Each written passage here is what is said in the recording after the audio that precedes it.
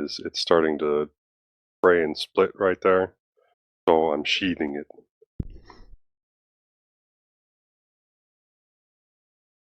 With heat shrink. You're not circumcised.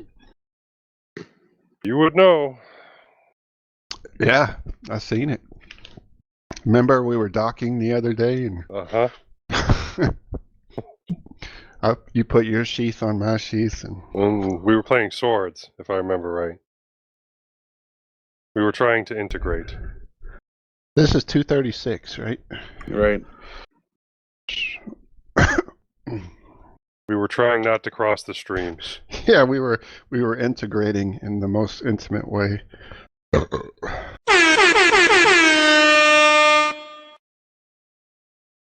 All right.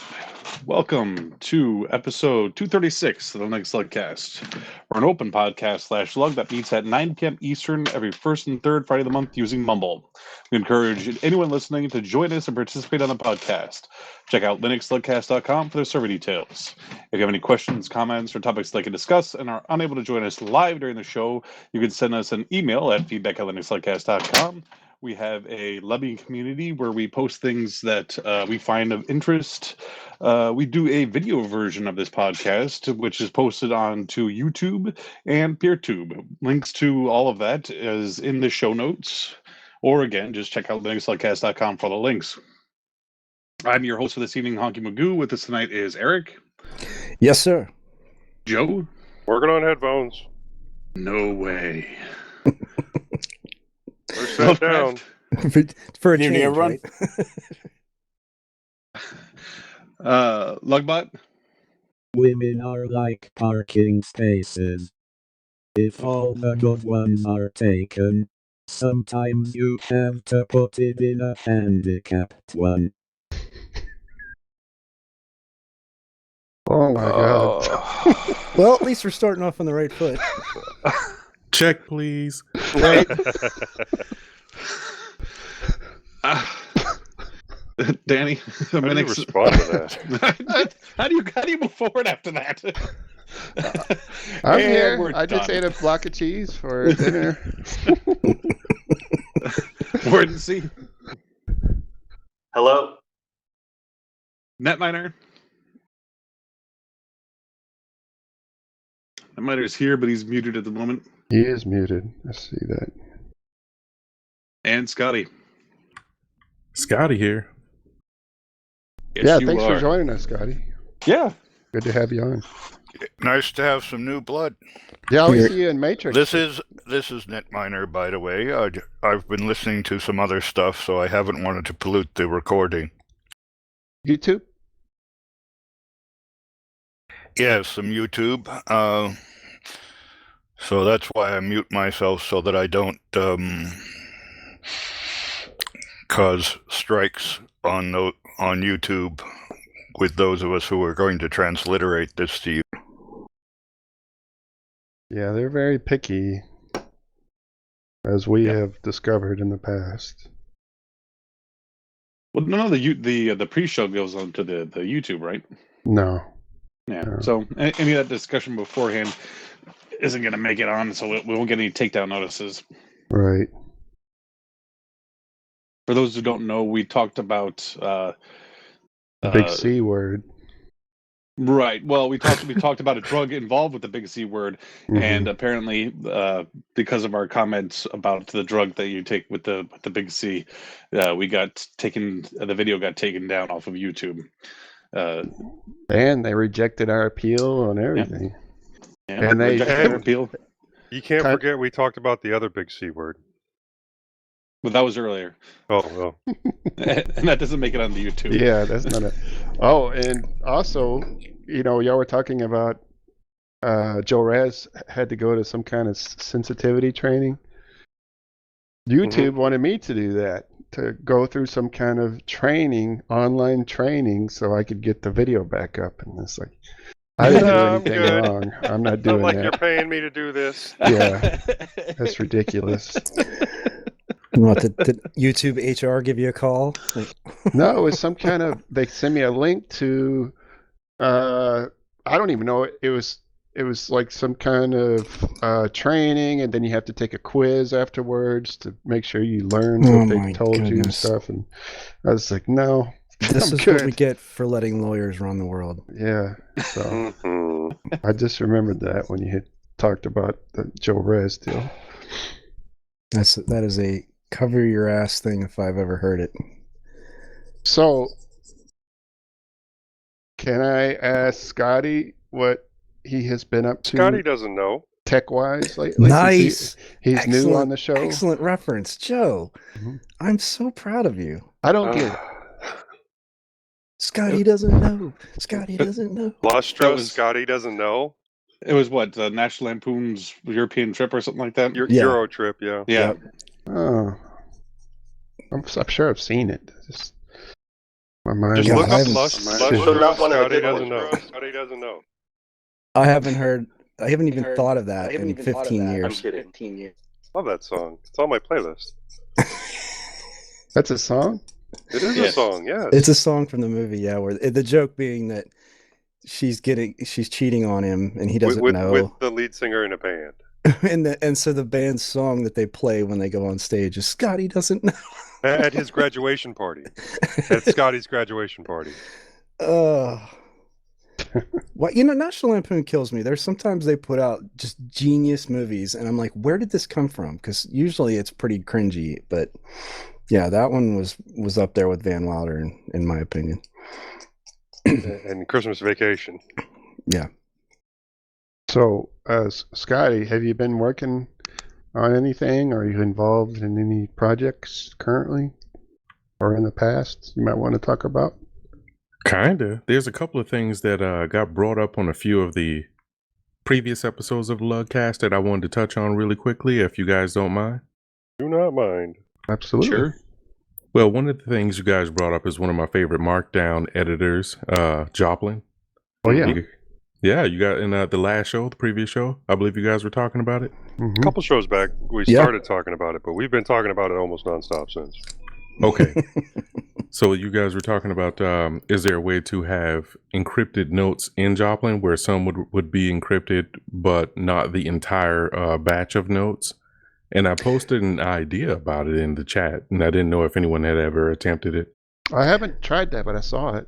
Go ahead, Ed. So I was just going to say, so specifically, the encryption part is, so you're getting end-to-end encryption for the syncing, but I think this was maybe Joe's requirement where Yeah. he wanted a double touch on a password. So he wanted to have to authenticate to see Specific specific notes. notes. Yeah. Oh, okay. Well, no. So, that yeah. that Well, would what work were for you that. saying? Didn't you say you can make two profiles, though, Scotty? One for what you want to encrypt and one for what you don't? Correct. Yes, you can have your more secure notes in a separate profile, which can be encrypted. And Yeah. That kind Gotcha. of worked the same way, wouldn't it? Essentially, I think so. The problem would then be timeouts, because if I walk away, I want it to, lock Yeah. back up again, things like that. You know what occurred to me, Joe, and I don't disagree, because for the longest time up until very recently, I liked that double approach where not only the operating system or the device had authentication, but then certain apps as well. So even if someone got into my device somehow, but it started to occur to me that like the likelihood that someone was going to actually get onto my device, considering that it locks pretty much immediately, requires a passcode. Like I would agree with you if I only had one device in one location. I don't. Well, all of my devices do that though. Like my computer, if I walk away, it locks. If my phone, I'm not using it, or if I hit the power button, it locks immediately. My only point being, I went through this with Bitwarden, where it would lock literally right away. Mhm. And one day I was like, I was doing something on my phone, trying to get something done. And I had to keep re-authenticating to Bitwarden over and over and over again. And after like the fifth time, I was like, why am I doing this? Like, nobody has access to this device except for me. And it doesn't need to lock so quickly. Like even if it locked after 10 minutes or 5 minutes or something not right away. Like that Right. would be much more convenient. And also something like that, and this is a different use case, but it doesn't work to autofill as well whenever it has to you have to unlock it all the time. So what I would love is actually if it had like an activity timer where Yeah. if I didn't do anything on the phone for 5 minutes or 2 minutes or whatever, then it just locked. Not only the phone itself, but the the apps. So that would be great. And I don't know if anybody does anything like that, but Well- failing that, yeah. On my phone, I have noticed with Joplin that if I disconnect from Dex and then reconnect to Dex, it will require me to put in the password again. Okay. That's Okay, interesting. so from the way you're using it with the phone, the data is not on the device. It's stored on the server, and you're just accessing the data through Joplin. Well, technically, it would be on the device. It'd just be backed up to the server. It's Okay. NextCloud. So NextCloud is keeping a copy of wherever my Joplin is through the WebDAV. Okay, because what I was confused about is I thought you were authenticating through like transit or whatever, rather than just on device. Because if it's on device, then you're not actually authenticating. You're just using the key to decrypt and access the data. Hmm. Yeah. Well, what's interesting, Scotty, is that like most, and this is Joe's point too, a lot of the other note-taking apps provide this specific capability where, and actually I mentioned it, but Bitwarden does the same thing. You can mark an entry or a note as being sensitive enough that for it to be viewed, even if I'm logged into my OS and I have the app open and I can get to other notes, to get to this specific note, when I click it, it's going to prompt me for some sort of authentication, whatever I have set up, whether it's a passcode or some sort of, bio authentication or something. Let me pose an example here. I also keep my recipes on Joplin, on whatever note-taking tool I'm using, which is currently Joplin. So if I wanted to share a recipe with someone via my device, they could then click into other things that I really don't want them reading. Like you don't want your passwords exposed or stuff I like do that. have like some of the Docker commands specifically had my PIA username and password in there. Yeah. So yes, that's in there. In your diary about And my journal. transitioning Yes, stuff. very much so my journal. I don't want you reading my journal when you come by. I already read it. Too late. Mm. When we were docking. When right, we were so- playing swords? Yeah. I distracted you with my sheath. And read your journal. Swords.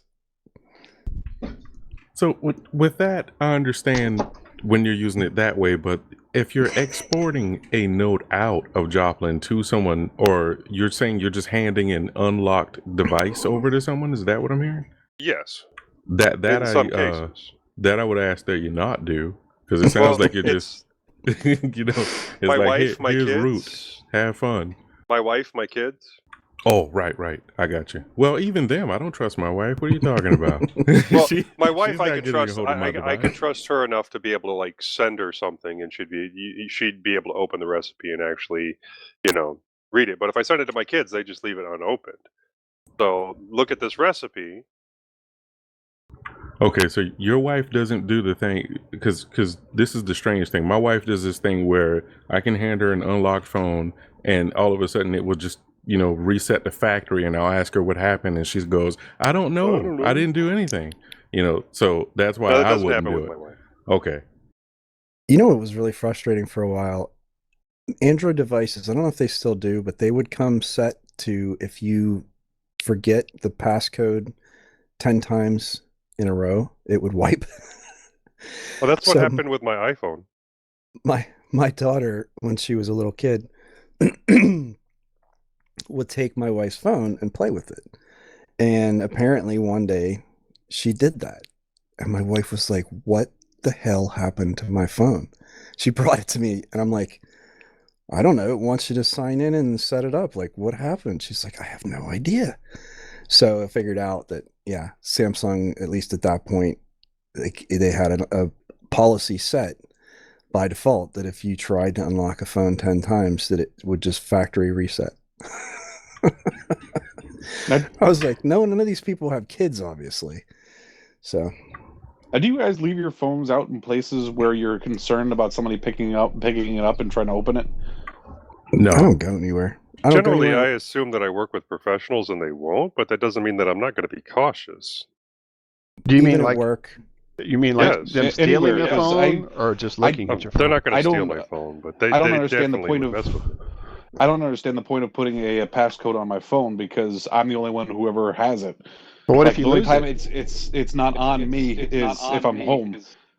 What if you lose it though? I mean, Why am I going to put it down to lose it? well, you never know. You could be Why- taking a why am I shit gonna put in the it- bathroom and just forget about it. You know, It's not- Could fall out of your pocket. no matter what you do, I you have can found always so many lose phones something. If your phone, if your phone's I- not locked, and stacks upon you- stacks of phones that You're- just rolling around. if on the your bathroom phone's floors. not locked, then the police do not need a search warrant to go through it. They can go through my phone all they want. What are they going to find? All your passwords to everything.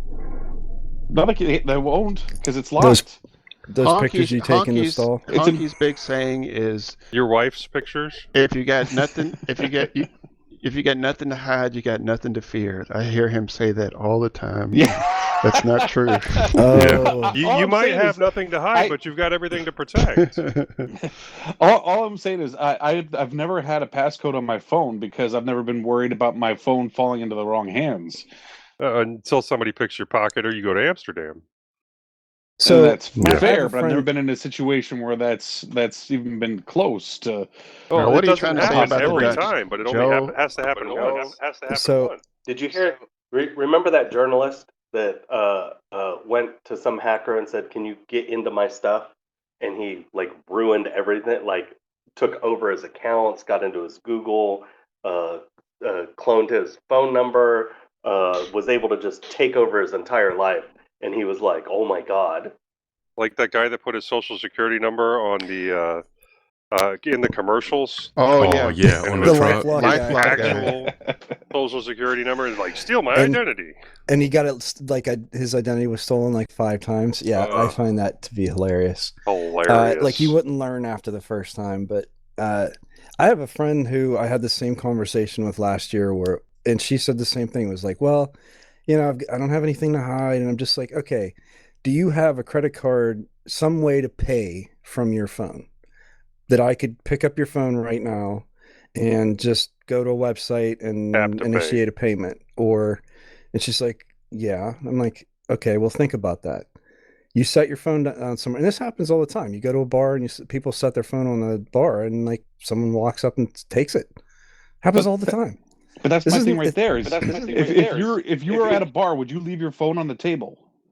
If you're in a People do. drunken Would you get up? haze, People do. If you are at a Honkey. bar and you get up, are you going to leave your phone sitting on the table? well, How- say how you're long have I drunk been and you're sitting showing drinking? a Right. friend a picture on your phone or something, and you're drunk and you got to piss, and so you just set it down and you're not thinking because you're drunk. I'm a fat old married man. You know when's the last time I went out to a bar and hung out?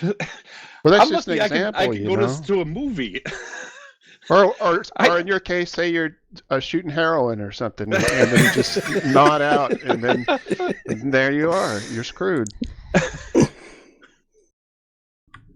Well, Anyway. you know what? I think I it's think it's interesting. important. I think that locking your phone is a great thing to do. It's a good practice. Rather you have anything to hide or not, I think it's a good practice. Well, he doesn't think that. He's saying it because he's never in a position where he will leave his phone out. He works retail, and you never expect your phone to fall out of your pocket or something crazy like that. See, that's what I don't get.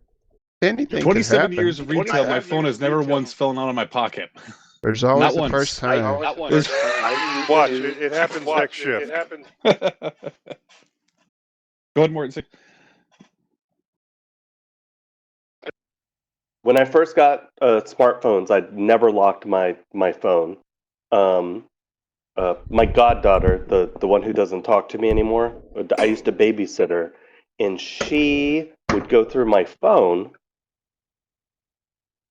if I fell asleep, and she started going through my saved stuff in YouTube and started deleting them because she said I shouldn't be watching them. And I would have hundreds of things saved to like in my watch later, and she would just delete all of them.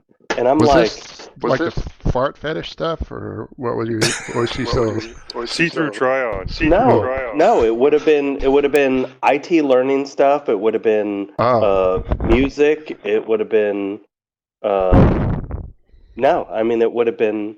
I mean, maybe more adult than children oriented, obviously, because I'm an adult, but not anything controversial. She just didn't feel I should be watching stuff. And screen lock on. You know what? Yeah, that would be an issue. Then one time I thought I was really good at not letting anybody see me, and then one time I saw her go whoop, whoop, whoop. So then I was changing it all the time, and I was holding my phone like this. I would move my fingers and not touch it, so she'd think she knew what my pattern was. That's so funny. I've had this ongoing arms race with my daughter over the years where I have our services set to, anything adult is you need a key, a code. And she thinks she's slick because she like tries to watch me do it. And I told her years ago, I'm like, I know every dumb thing you're going to try to do before you even conceive of it in your little brain. I already know all of the dumb shit you're going to do. And so don't even bother. And she's like, yeah, right. And so every time she tries to do something like that, I'm looking right at her like, how's it going? I wasn't looking. I wasn't. See, like my wife has my passcode to my phone. I don't care. We all know. My daughter knows my passcode to my phone and my wife's phone. We all know because there's so much on there that we need of each other's stuff. And I have nothing to hide. So it's not like I'm worried about them knowing how to get into my devices. And honestly, in my situation where I might get sick at any point, my wife needs to be able to get into my phone, to get to my accounts and stuff. So, she has not only the passcode, but thumbprints and she can get in like to all the stuff. But I would never ever in a million years have a device without even just a cursory lock on it. Like, I just don't trust people. I don't. It's too tempting for the wrong people. There are too many people who steal devices. And you need to read Kevin Mitnick's books. Even if they were stealing it to wipe and sell it, right? Not necessarily trying to take anything of mine, other than the physical property, which is bad enough. But I just do not trust that someone would not try to buy. I've had my credit card stolen so many times, and stuff like that. Where it was on my honeymoon, 18 years ago in frickin' Mexico, getting emails from my bank saying, "Did you just buy $5,000 worth of leather tanning supplies?" Did you? No. On a trip to Iowa, and suddenly I was buying hundreds and hundreds of dollars of gas in California. Right. I had the same thing in Texas. Someone put gas on my card, and banks have gotten really good at that, at recognizing stuff now, to a point where it was annoying for a while. Like I would literally go 20 minutes away from home and go get gas, and they would shut off my card. Yeah, I had that happen a couple of times, but as time went on, they got better about it. They have, yeah. And so, when I would take a trip from El Paso to Iowa, they would realize that it was progressive, me going from one stop to the next stop to the next stop, and that it actually was me. So they didn't give me a hard time about that one. Scotty, you mentioned you had a couple things. Was there something else? Yeah, you mentioned Bitwarden earlier and how you use Bitwarden. you were saying that you wish that it would not log out after you already authenticated with it. But one of the things I was wondering is, how do you use it? Do you just leave your manager open for extended periods? No, and this is specifically for my device. So I tend to do a lot of the sensitive stuff I do is on my device, for better, for worse.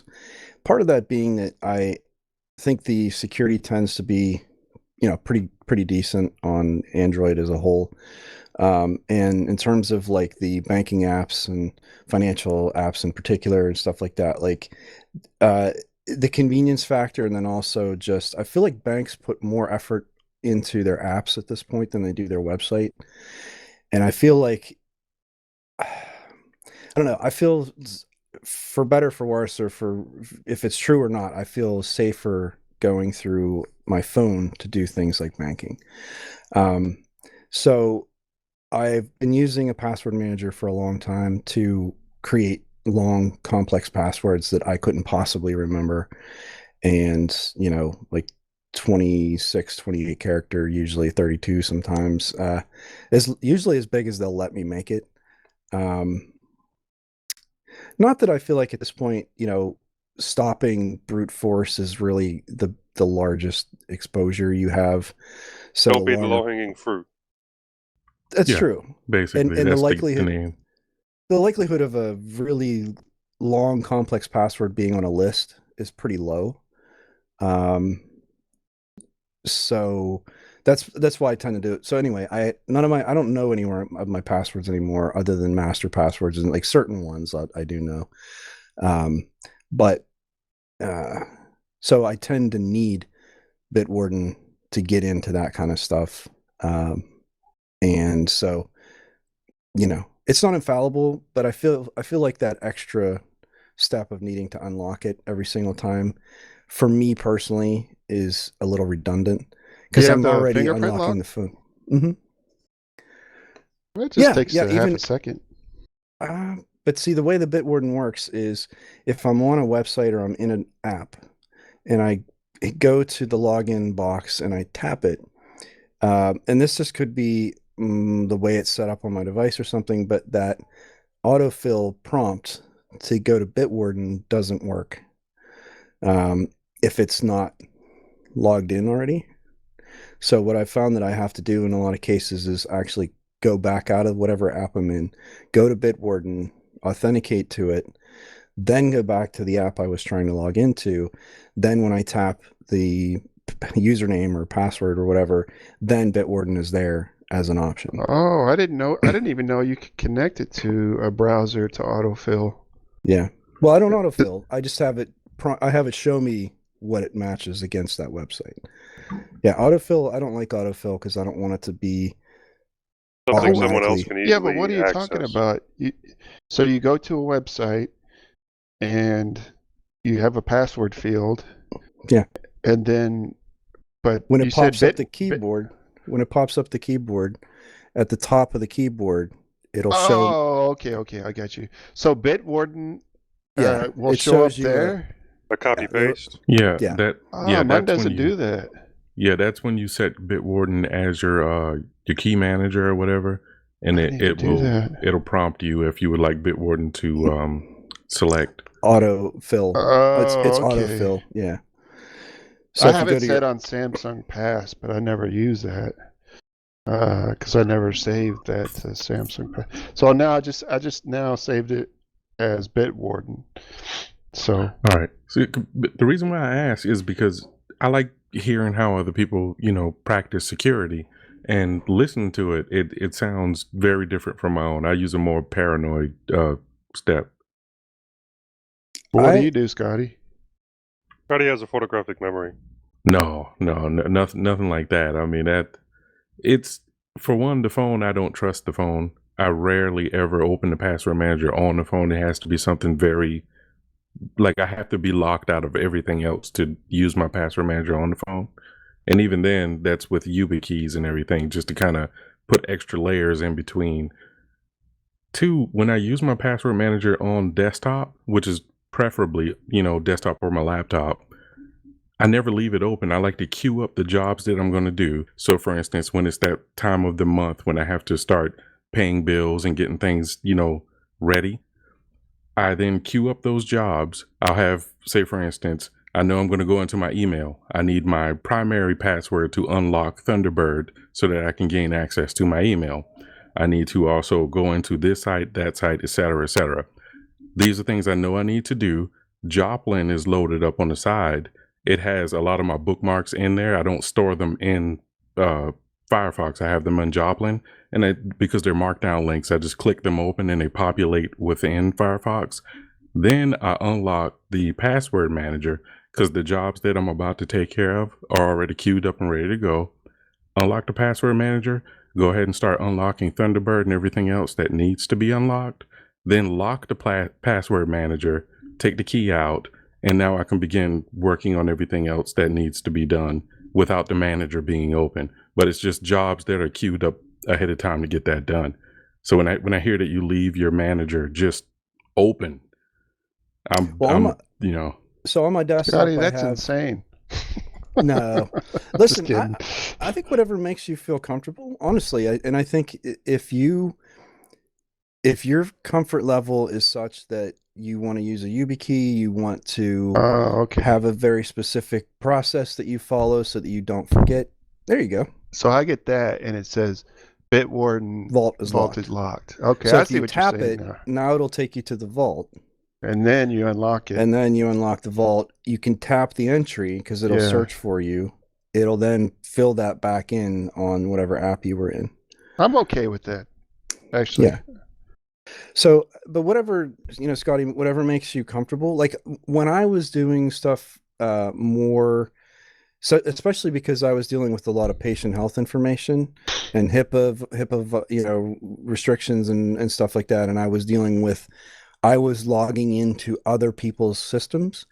Any authentication credentials with stuff like that, I had it behind at least 2 layers of authentication to get to that information in the first place. I never left it in a clipboard. I never, I was always very, very careful with that kind of stuff. But because I felt that was something that warranted that level of Paranoia. Yeah. Well, not even necessarily paranoid, just of a regimented process. Right? I'm not saying paranoia like it's a bad thing. Right. Well, that's true. That's true. Yeah, because I knew that if we had a HIPAA incident with PHI, that it would be a problem. And I actually had several times over my tenure there that I had to call the HIPAA hotline and say, hey, I think we probably sent something in an email we shouldn't have, or a customer would send something to me that was PHI, and I'd have to say, hey, I didn't do this, but somebody breached information, because email isn't secure. And get the OIG involved. Exactly. And so in those situations, yes, I took all of that very seriously. But my own stuff, again, because I don't really ever go anywhere, nobody comes into my house. I don't, my family unit is a very small, 3 of us. I have a certain level of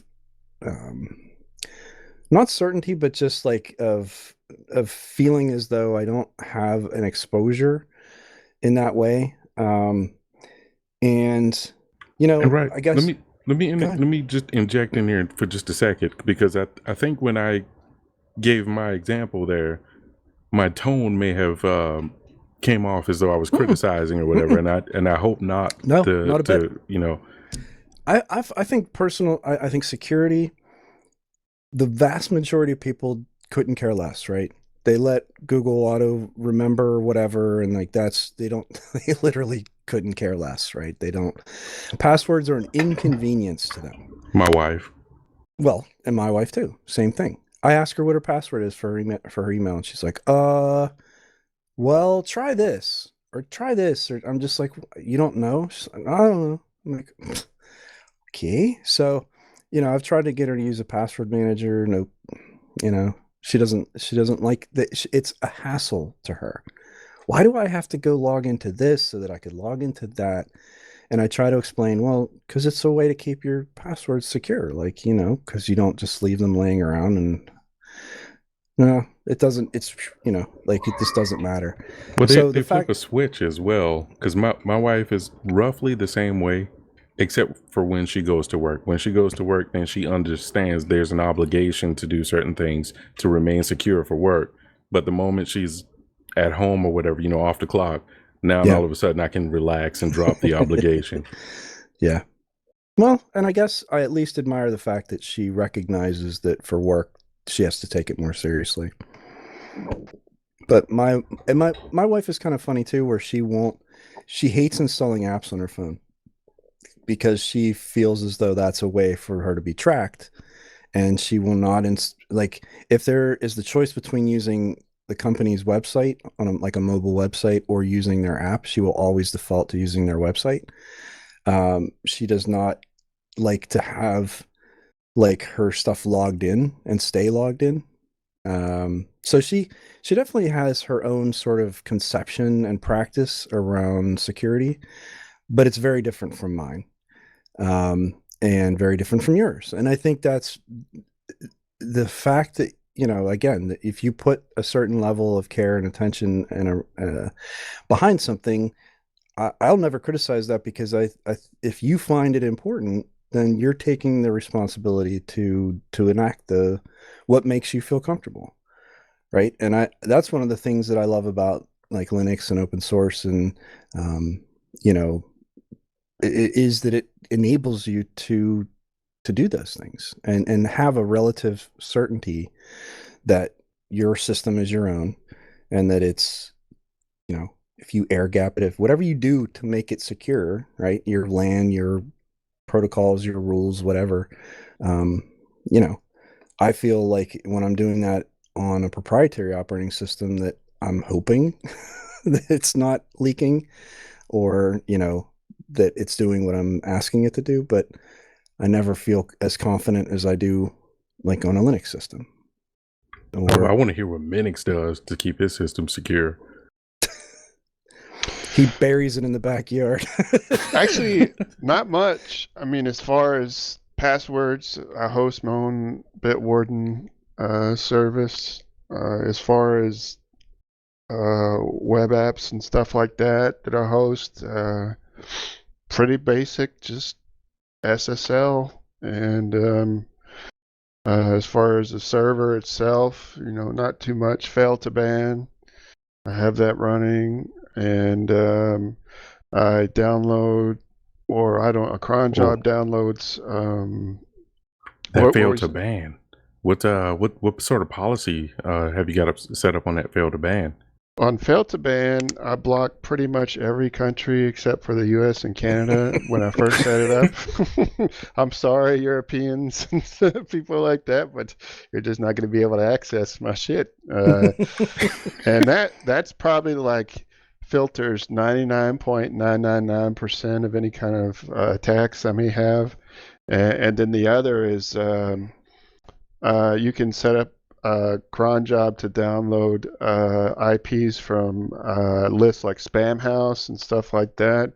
That'll integrate them into your fail to ban configuration stuff. And so, I mean, it's outside of like being in my home and putting my password into my laptop. I don't really see how I'm that vulnerable, unless it's something that hasn't been updated in a while and there's a security vulnerability somewhere there, like Heartbleed or, you know, something like that that's out of my control. I pretty much do everything I can, including hosting, you know, everything myself. So Yeah. even my own mail server, you know, and which can be a pain in the ass, as Honkey can tell you. Yeah. It's not easy, but to me, it's not so much about security as it's just interesting to me, and it's what I like to do, and I kind of like to be in control of my own quote unquote online destiny, I guess you could say. And if the main thing is, if something fucks up, I don't want it to be because I trusted another company to keep my shit safe. I want it to be my own dumbass fault that I fucked up, and it's on me, And Yeah. that because in the past I've trusted stuff with other companies, just random data and stuff like that, and either it was stolen. I remember I used to have a Yahoo email address and they had a big data breach and that was hacked. And then I had a photo bucket account one time where I used to store this is a long time ago, store all my photos and stuff. And that was like halfway deleted one time because some photo bucket had some kind of data storage issue and Corruption just or shit like something. that in the past, and I just like, no, I'm not going through that crap. Or, companies just disappear too, and that's a big thing. I mean, look at all the services in the Google graveyard and stuff. And so, for me, it's now I'm not saying that everybody should do this, but as I would say if you have the time and the patience and a little bit of extra income to afford, server hardware and stuff, then do your best to keep your own data under your own roof. You're not counting like, you always want offsite backups and stuff, but the main bulk of it all is within my control, physical control. I think a physical control of your data is important. Now, one of the things that I love about practicing any kind of security is the idea that if I can't get into it, nobody can.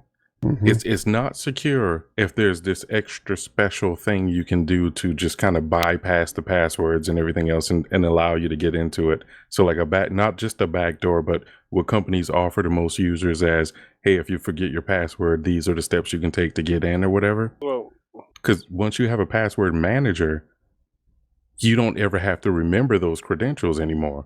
And then if you do things like I'm sorry, go ahead. Nothing is ever 100% secure. I mean, that's true. There's always some crazy coincidental things that could happen, and chain of events that it fuck you over. But I don't think you can be prepared for everything in life. Yeah, no, Just I get as agree close with as that. possible. You're right. I don't think that I'll ever be prepared for everything, but I'd like to try. You know what I mean? I'd like to feel like I'm getting as close to owning it all myself as I possibly can.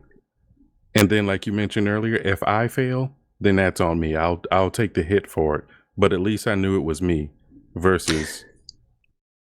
I guess feel the same way. Yeah, and one more thing, as far as like what you can do to kind of, I think if you can spread things out too, so you don't have a single point of failure, like data storage. Like I have 3 data storages, for the same thing. So I have my regular my regular backup. Then I have a backup server. Then I have an offsite backup at my friend's house that's encrypted. So if my apartment's burned down or their house burns down, it's hopefully it doesn't happen. But if it did, I would be protected. And like the same thing with my passwords.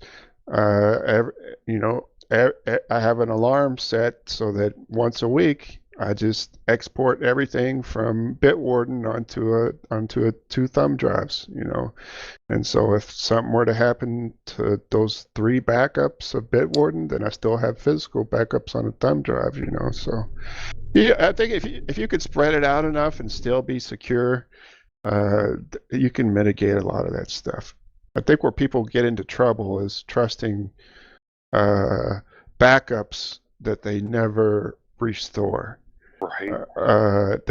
It's not really a backup if you can't restore your backup. Yeah. And I've seen that happen so many times. There was a giant Mastodon instance that just went poof. I forgot how many thousands of users it had because they never practiced restoring their backups. I've been paying for backups for the last 10 years. Oh crap, I need to restore. Nobody knows how. Yep. So now, with all that said, because mordancy, you're out of the country right now, yeah? Maybe. Okay. With all that said, you authenticating from one nation to another, I imagine that would, cause a few red flags. I have, before I traveled here last year, I bought NordVPN so I can connect as if I'm from the US, which is very, very helpful. I also have a WireGuard set up in my home network so I can even make it look like I'm in my own house. I've found a couple things that don't like it when my home IP address changes. Now you could go from Nord to WireGuard too, right? Can't you? Yeah, I go back and forth. I mean, you can use them both simultaneously if you wanted to. No. Oh, you can't? Really? I'd have to be running it from home and then go into WireGuard and then out through Nord. Oh. Yeah, I actually had that problem. I went on vacation and forgot that I'd left the VPN connected on my desktop, which is my portal into my house through Tailscale. And Tailscale basically doesn't work whenever the VPN's connected. And so I'm trying to get into my home network while I was on vacation, and I couldn't. And I'm like, I'm kind of like half freaking out because like, why can't I get in? We had a pet sitter coming in, and I'm thinking, man, did something happen?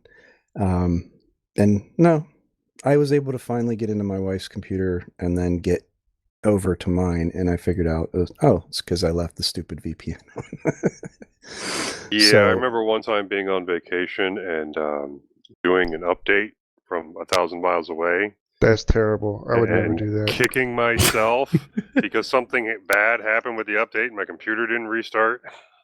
Yeah, I don't do it. I've learned mode. but I will say I've done that in the past, and that's why I don't do it anymore. Exactly. Just do any kind of maintenance, unless I'm just completely locked out anyway. Then I may. But yeah, I'm the kind of person that always loves keeping shit up to date, and just it like bothers me if I'm behind. You're compulsive about it. Yeah, but Same. I would still not do it if I'm not within the physical proximity of my hardware. Yeah. For that very reason. Yeah, we also had a pet sitter, and I had them sitting in front of my computer, and I was talking them through fixing it so I could get back on it. Did they know anything about technology or anything? Nothing. That's funny. I could see you talking them through that. No, I finally figured out that after like several hours of like, how am I going to do this? Trying all these different things, that my wife's computer still had Google remote desktop, Chrome remote desktop turned on, which I thought I had disabled years ago. And I was like, I'm going to try it just to see. And yep, still worked. I was like, damn. Oh no, I'm too paranoid for that. My wife's on her own subnet. Oh my gosh. Wow. She's not coming. I'm going to have to do that. Yeah. The one thing that makes it difficult though, that's actually a good idea, access Scotty. to because you never know what they're going to click on and download or what. She's not coming onto the right. No, but the one thing that makes it a problem is giving her access to the printer, the network printer. So that has been a massive problem. It's not as much of a problem as you might think. I'll tell you how to fix it, because it'll do Wi-Fi and it'll also do wired, right? Correct. So why not have a Raspberry Pi and then the built-in Wi-Fi? Wait, hold on. Are you talking about Pi using is the a Raspberry print Pi as a server. print server? Raspberry Pi is a print server, and then the print server built into the printer. Huh. I might have to I got to give that a try. I posted a link in the Lemmy about that very thing, actually. Or have the give that a Raspberry try. Pi as your print server, but have have two USB Wi-Fis and have them both connected to separate networks. Yeah, because the one thing I was thinking is, even if it is the print server, it would still have to be on the same subnet as her. Or, well, actually, maybe not, because I think it's got two connections. Yeah. Well, yeah. I'll post that article in the show notes. Because Thank you. I'll need that. Yeah, somebody did that exact same thing. Joe's so smart. And the problem with printers as well is trying to change the ACL rules to allow communication, not just across the network, across VLANs, but to just limiting it to where it's not going to be able to communicate on the full IP range. Make but sure just, it's not a pivot. Yeah. Definitely give me that link because Yeah, I'm gonna play post it. around. Now, will that work on a Pi 02W, or I gotta I gotta use a Pi that's got both Ethernet and No, Wi-Fi? You can hook up does the printer have Ethernet? Yes, the printer has Yeah. Ethernet and Wi-Fi. Hook the printer up to Ethernet and then use Wi-Fi for the print server. Where is that article? Damn it. Which would be connected over USB to the printer. Oh, so that means I'm gonna have to Get an Okay. adapter if you're using a 0. Yeah. Okay. That means I gotta go dig through a drawer. I found an old 3 somewhere around here. OTG.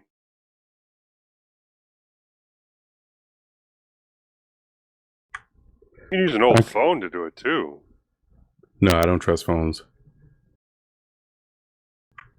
Most of the phones are built for convenience, and I get it. When you're out and about and sometimes you have to use them, I get all that.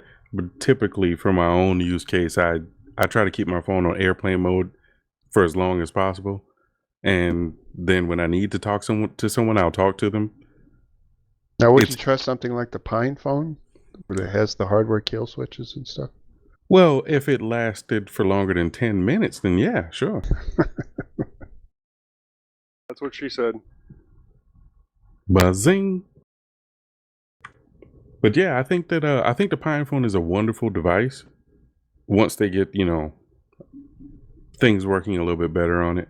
But for most phones, the Android clones, was it F-Droid and some of the other Android alternatives, and especially not iPhone, because they tell you right up front, you don't even own the phone. You don't own the hardware, you don't own the software. All of the data that gets stored on the phone is cached into these apps. You don't even get a real file system or anything. You don't have anything. And each app that you install wants access to everything. Otherwise, you can't use the app. It just does not feel like something I really, really want to get dug deeper in. It's bad enough the company I work for is kind of forcing us to use our phone a little bit more, and I do it reluctantly, but I don't want my personal information on the phone any more than it has to be. I don't even use my phone to take pictures of my kids anymore. It's just, if I can get away with not using it, I would. Now, you bring this up. I think this is a good transition, because here's something I wanted to talk about. All the things that phones have replaced. Like, so to take pictures, do you just use like a regular camera then? Yeah, right now I'm using my T5. It's a Canon T5 DSLR. Mm-hmm. And for the most part, it is not convenient, especially if you're working with an SO. It is going to cause problems because with the significant other, trying to get them to pose and all of that kind of stuff. Not to mention, depending on what you're taking pictures of. I'm a commercial driver. And there are certain areas where I need to get a photo to send back to the office about something. A DSLR is not going to work. It's just not.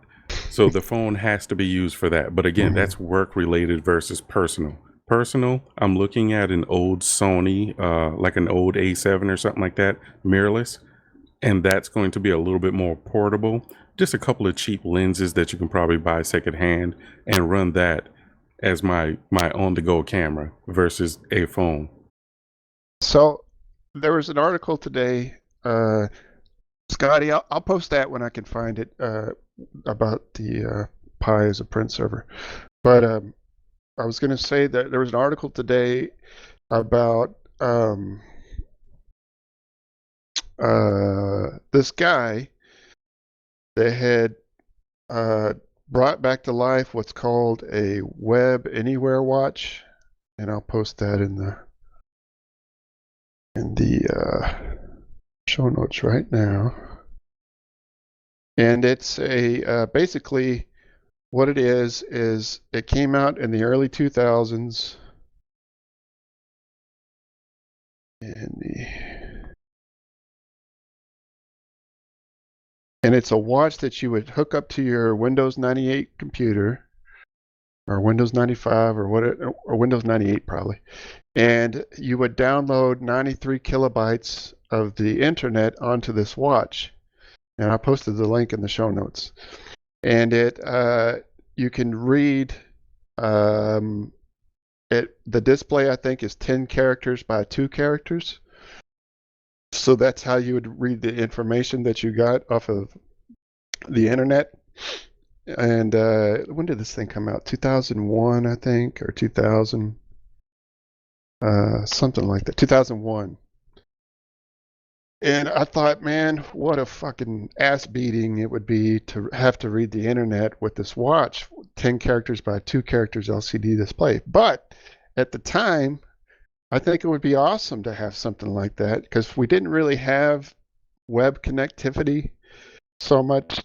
It wasn't the like only it is now. technology you had in watches was calculator watches. And Right. I wanted one so bad. So I thought this would be so cool, but I was thinking, this is just, of course, when cell phones came along, this was just like thrown in the garbage, I'm sure, by whoever bought it. But there was a lot of devices like this at the time that were, I think another one that I always think of is how much I love my PMPs, they called them at the time, personal media players. Like PDAs, personal digital assistants. I had the Dell PDAs as well. X51V, which was, a cell phone before cell phones. Right. And I thought, I miss that stuff. Compared to a cell phone now, they wouldn't nearly be as convenient. But I see some people that are just like this guy, who are totally into finding this old technology, bringing it back to life and showing it off. And it just fills me with this big feeling of nostalgia of these gadgets and gizmos I used to use. Oh, yeah. Because I've always been technology minded, but before everything was interconnected, they had these kind of devices like my my personal media player. I think it was River or something made them. But you could load all these movies, MPEG files and stuff. So you could have movies in your pocket, or music videos or anything like that. Wasn't I talking to you about that during the New Year's show? Or I was talking to mordancy or somebody about that. It might have been you I was talking to about that. Was it? Maybe. We were talking about creating a device that was that did not have the problems of there you go. Okay, so it was mordancy then. But what you were saying, Scotty, about the camera and stuff, it just struck me about how I miss these devices. And even though I would probably never use them today, but there was that whole era between, maybe through the 90s up to the early 2000s, where all these devices were very prevalent. It's why the PSP and the PS Vita were so popular. Yes, they were a gaming system, but they were also an MP3 player, a movie player, everything else. You could even load Skype up onto them. The PSP, that's another one. I used to read ebooks on my PSP and, watch movies on that. I would transcode them just to watch on my PSP and stuff like that. But are there any devices like that you guys miss, or you remember with nostalgia, or that you may have had before the whole digital connected age of cell phones and stuff like that? Or is it just me? No, I liked, almost like the Unix philosophy, right? I had gadgets that did things, specific things. Yeah, well, there's a lot of things that cell phones do now that took 100 gadgets to do in the 100 separate gadgets to do in the past. My PDA just covered a lot of what my cell phone does now. I mean, like all of it. Ebooks, audiobooks. But they were so simple in terms of, yes, they were capable and they would perform those tasks. But I think potentially one of the failings of modern technology is there's so many different ways to do the same damn thing, and it gets to be frustrating at times because there's something that was so gratifying about learning a PDA and how it worked Hmm. and knowing the capabilities of it, and then just sort of working within the confines of this device. Or right? working to expand the capabilities, because like pre Windows, I believe it was 8, Windows Mobile 8. Like you had this entire backlog all the way to Windows Mobile 1 of applications that were still usable. So you could do almost anything with one of those PDAs that you could do with a desktop, so long as you had enough RAM. Now, also, I was thinking about like my very first piece of gadgetry like that was a dictionary, a digital dictionary, where I don't They know still how. sell those. Do they? Yeah. That's crazy. They would still sell something like that. I remember It's getting it for little Christmas. black and white screen, and it was just like blew my mind that the whole dictionary was in this device, and I was like, "Oh my god!" We mentioned the media players. Sansa, if you've ever heard of those. Oh yeah, loved. Mm-hmm. And it was just I was thinking of exactly that, Eric. Yeah, the Sansa media players. I looked mine up. It was I got like the E250 that had the little screen on it. Yep. I could actually download video. Actually, at the time I had TiVo, I was able to download a video from TiVo and have it transcoded and put onto my little Sansa device and watch it. The screen was quite literally like that big. Yeah, like but an I was inch able square. to watch videos that I recorded that I downloaded from TiVo onto But the wasn't thing. that a cool feeling though, that you could just have a device that you could watch video on? It felt like the future, you know. And it was right. awesome. You will hear Dan from Tilt. His Sansa clip. Yeah, the Sansa clip complain that he can't find a new one of the Sansa clip and all the old ones are dying, but also complain that all of your new MP3 players, because they do still sell MP3 players, but the operating systems are just pure garbage. They are. Oh, you remember they put Rockbox on it. Rockbox, that's what I was about to say. Remember Rockbox? You could even play Doom in Rockbox, you know. It was awesome. You can play Doom on a toaster. Well, that's true, but it had like a bubble bobble game and just all kinds of cool stuff. Rockbox was the coolest thing for your tiny little media players.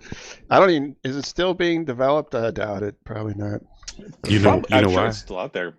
I'm sure you can grab it, but I wouldn't think it's still being actively developed. I don't know. Right. Did you ever use that, Scotty? Rockbox or any of those little media players like that?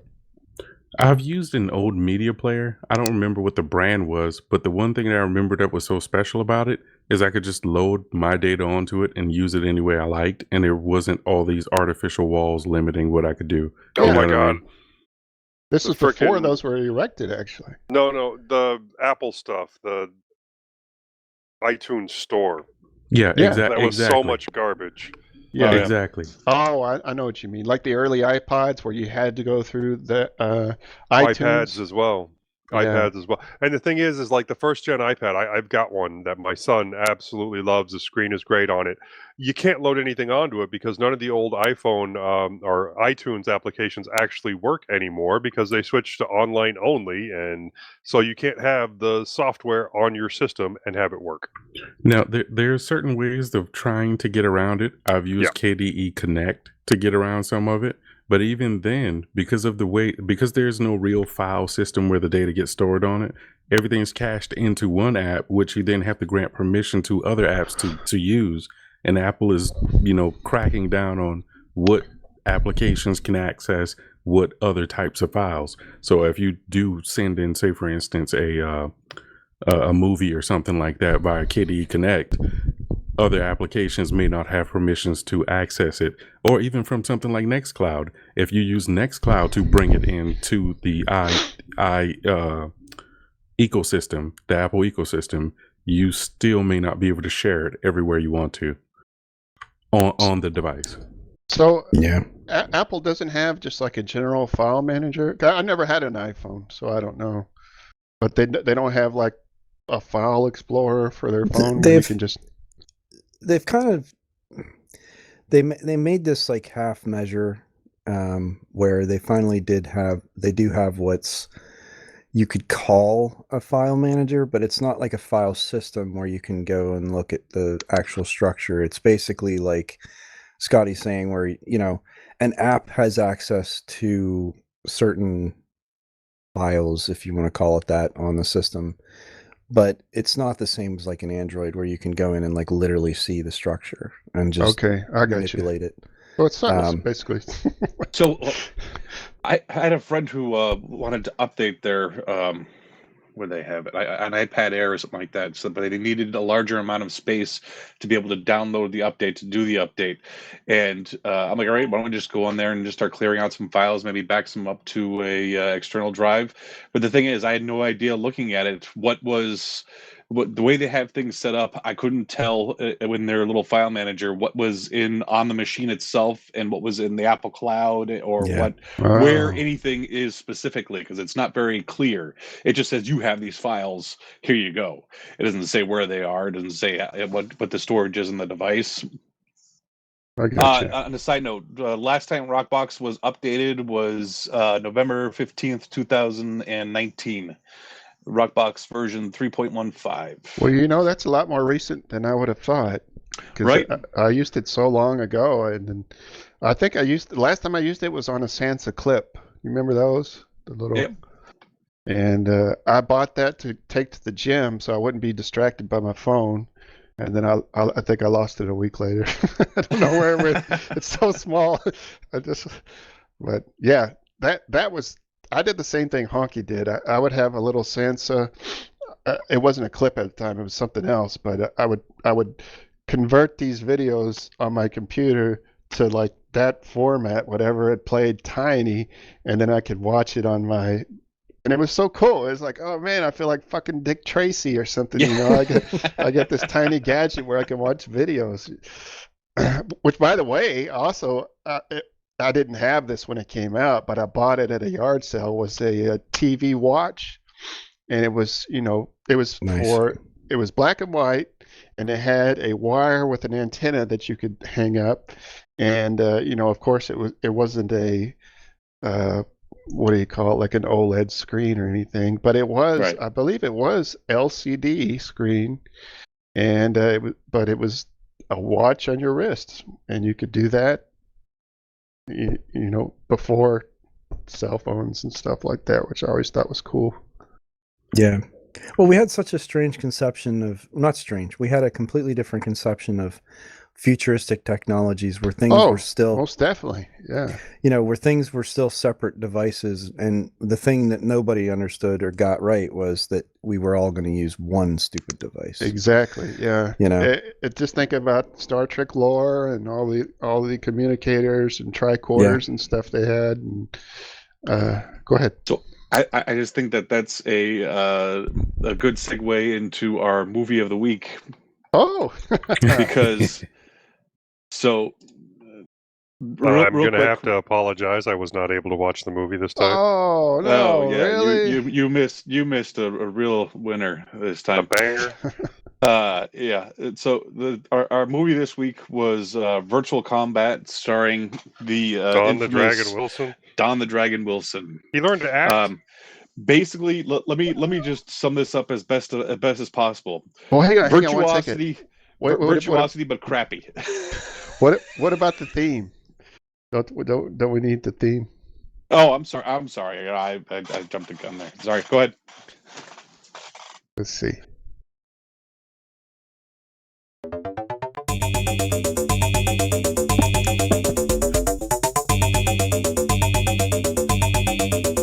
What you were saying though about virtuosity was so close that I had to look up which one came out first. Right. And you will never guess which one came out first. The Virtual Combat came out first. Nope, Virtual Combat came out first. That's what I just said. No, I was answering. That's not what I said. All right.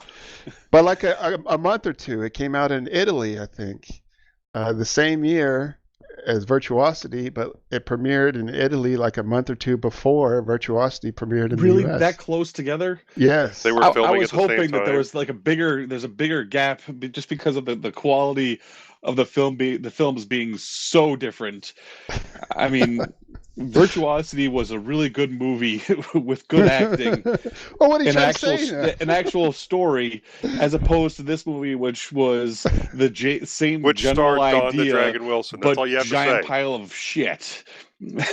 So you have your if you go to the IMDb link that's in the show notes, it'll tell you. Let's see.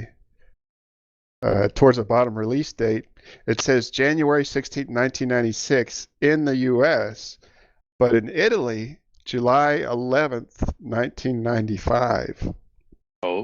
And then if you look up Virtuosity, it also came out in 1995, but it came out, let's see. Yeah, but when did they film? It came out in August of 1995. So a month later, Virtuosity came out after Virtual Combat. But when did they film? Would you ever guess that? I really don't think the description of the movie needs to be anything more than that, than a very cheap version of Virtuosity with no real plot and Don Dragon Wilson, as opposed to Denzel Washington and Russell Crowe. There is a plot, kind of. Where?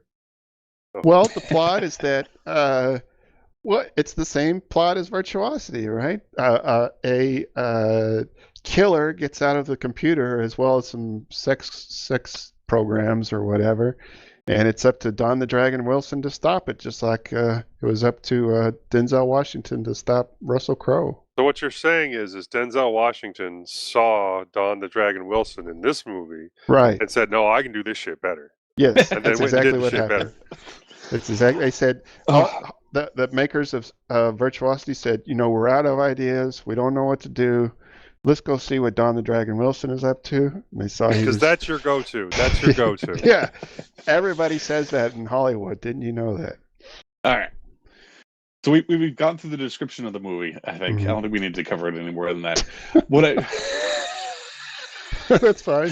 So let's go back to the idea that so in that movie they had communicators, but they had like strange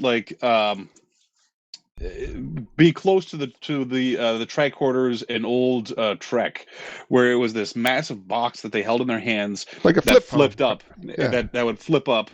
And every time they did, they had that nice that almost Star Trek type sound effects too. Like even when he hung up the phone, it was just like there was a screen on there on the phone, and then he just put it down and go every time. And it was a CRT screen. Yeah. Somehow. With like 2-inch bezels on it. Yeah, with a tube and stuff in there. But what was her name? Mary? Or Grace or somebody. Was that a person, or was that like the digital assistant on the phone? That was the digital assistant. Okay. Yeah, it wasn't a person. I thought it was two of them though. Wasn't it a male version and a female version? Yes. That's what I thought too. Yeah. That's what Alexa does. But the way he used it was just like you would a cell phone. He had like triangulate where people were, and then get information, data, and stuff from the communicator, and all sorts of like at the end there where he like this is where we parked or something like that, and he put it in the elevator, and it in his one tone of voice that he has. Don the Dragon, yes. Yeah. I would like to point out an excellent scene from this movie, though, that I've never seen in any other movie ever. So just for a little background, it wasn't just one person that gets out of this computer game. Well, the computer game is not really a game so much as it is a simulation. So Don the Dragon Wilson uses it to practice fighting, and he goes up different levels, and level 10 is the highest level. And the villain in this movie is actually the fighter in level 10 that Don the Dragon Wilson can never beat in the simulation. And the scientist that created this creates some kind of bath made of slime that the computer hooks up to, and then a body will come out of it that's the physical version of the virtual person in the computer simulation. So his name is Dante, and he's a badass, but he doesn't speak, he telepathically communicates with everybody. How I don't know. He telepathically communicates with. He never once speaks. He telepathically communicates with everybody, and he has some sort of a weird psychic link with the two sex bots or whatever you want to call them that came out before him, and he called the one like his "You are the light to my darkness" or something like that. They had they're two completely separate different games and like systems. I'm not sure there's like nothing that explain any of that at all, besides the fact that they both came from the power grid or whatever. Yeah, there's an explanation. These women are part of a sex simulation that you can pay for, and they strap you into what looks like those G-force things, those giant gyroscopes or whatever. That's the other thing I wanted to get to. Why is it that they're stuck in these? Why are they being flipped all around to go into I don't know. world? I don't know what that's supposed to simulate. Maybe it moves them around in the world or something. What type of weird VR sex are they having where they're flipping upside down and spinning all around? Hey, don't kink shame. Yeah, don't kink shame gyroscope VR sex. Well, at least. One of the things the dominatrix lady that came out. Did you notice that she killed everyone with kink? Yes. Yeah, that was her. So that's one of the scenes I want to bring up because it was so. I had to just laugh out loud when I saw this. So with the whip. Yes. When you put the whip underneath the. Yes. So the two women, one, they're both from these sex programs, but one is a dominatrix and one is just kind of like a hot, foxy lady. She's more subdued and stuff, and they're trapped in this room, which Dante, the villain, says, "Well, look around the room." And I'll tell you, how to get out of there or whatever. So they look around the room and he says, "Oh, okay, I got it." But they never tell him what to do, because the one girl is about to break out the window, and then the dominatrix says, "No, be quiet." So there's a guard outside the door, and the dominatrix takes her whip and kind of shimmies it under the door, and somehow she could control the very tip of the whip. And this guard is sleeping in a chair right outside the door, and she takes the whip and she pops his balls with it. And he covers his balls and makes a stupid face. He's like, "Oh!" And then she does it a second time, pops him again in the balls. She said, "I can kill you with this whip if you don't unlock the door." So he just runs over and opens it. Yeah. So instead of just walking away, which any sane person would have done, or grabbing the whip, or grabbing away from the whip is only 6 or 7 foot long, so he could just walk away. It's not like she captured him with it. She just snapped him in the balls twice and made him unlock the door. So he runs over and unlocks the door, so she didn't kill him with the ball whip and stuff. Just crazy scene. I think I missed a real good movie here. You did. I mean, there was insane stuff like that in this that I wish. It was so bad. The other movie we had watched, what was it? Cyber Stalker 2? Cybertracker 2. I wish it had been more ridiculous like this, because there were several scenes in this that were like that were just made no sense, but they just put them in there for entertainment value, I guess. It didn't take itself too seriously. That's the best kind of movie. Yeah, well, maybe it did, but it was just too stupid to know better. So, anyway, what did y'all think? I enjoyed it just for its ludicrous nature. So let me ask you, was this better or worse than the ultimate goalpost? Universal Soldiers? No. Gunhead? Birdemic. Well, this was actually a real movie, though. This is has production and stuff like that. Okay. It may not have been very high. They paid their cameramen. Yeah. They actually had, several people doing different jobs instead of one person doing everything. But yeah, I mean, I enjoyed it just because it was fun and it was funny, but it was unintentionally funny, I think is so I like movies like that don't try to wink wink at the camera and just to be stupid, but or sincere, but they're just so dumb, you know. And it did have a lot more action than Cybertracker 2 as far as Don the Dragon Wilson fighting. Actual fighting. No, Actual hold on fighting. a second. Hold on a second. That's something I wanted to touch on. A lot of the movies nowadays do the exact opposite of what this movie does. So this movie had action in it, but it was super slow. Like, how many times can we slowly watch the dominatrix woman spin this kick in a circle? Like, each time she did it, it was like a full rotation of like a minute. And then they do it again. Nowadays, they kind of speed that up, so it looks like fast-paced action. This is super slow action. Was she wearing a skimpy outfit? You. Well, yeah, she was wearing a leather dominatrix outfit. Okay, then that was the point. It wasn't the fight. But it was all the action. It was it was all the guy. It was everybody. All the action in the movie. You don't like even watching Don in slow mo? Well, the beginning of the movie is him in the game, and then every single fight in the game was like the whole beginning scene was like 20 minutes long of just super slow fighting. And did you see the fighters that he had to fight? Are the same? It's the same fight scene, but they speed it up so it looks like fast-paced action, super cool. This so was glad I missed super slow. And remember the bad guys who came from behind the obstacles in the car garage? How he pops into the car garage in the beginning of the movie, right? I think it was like level 4, and he's looking around like, where could they be? But there's like only 2 objects in the garage. Like, it's very wide open. Yes. There's a big box and then a couple of drums over there. And then they just sort of pop out from behind like, ha, I bet you didn't know I was here, did you? I would have never guessed. The 2 guys in leotards doing little flips and stuff. Oh. And the thing is, it's like they didn't even... You could have at least gotten somebody with some definition or muscle tone to be like the bad guys. It was just like some chubby guy they just found in a bar off a bar stool, and they put him in some kind of weird ninja outfit. I think his name was Dad. Yeah, he definitely had a dad bod. But yeah, there was about a million things you could point out in this movie that were not very professional, I would think. Now, one other one I want to point out really quickly is in that same scene in the garage. You realize when they defeated those guys, they turned into snot.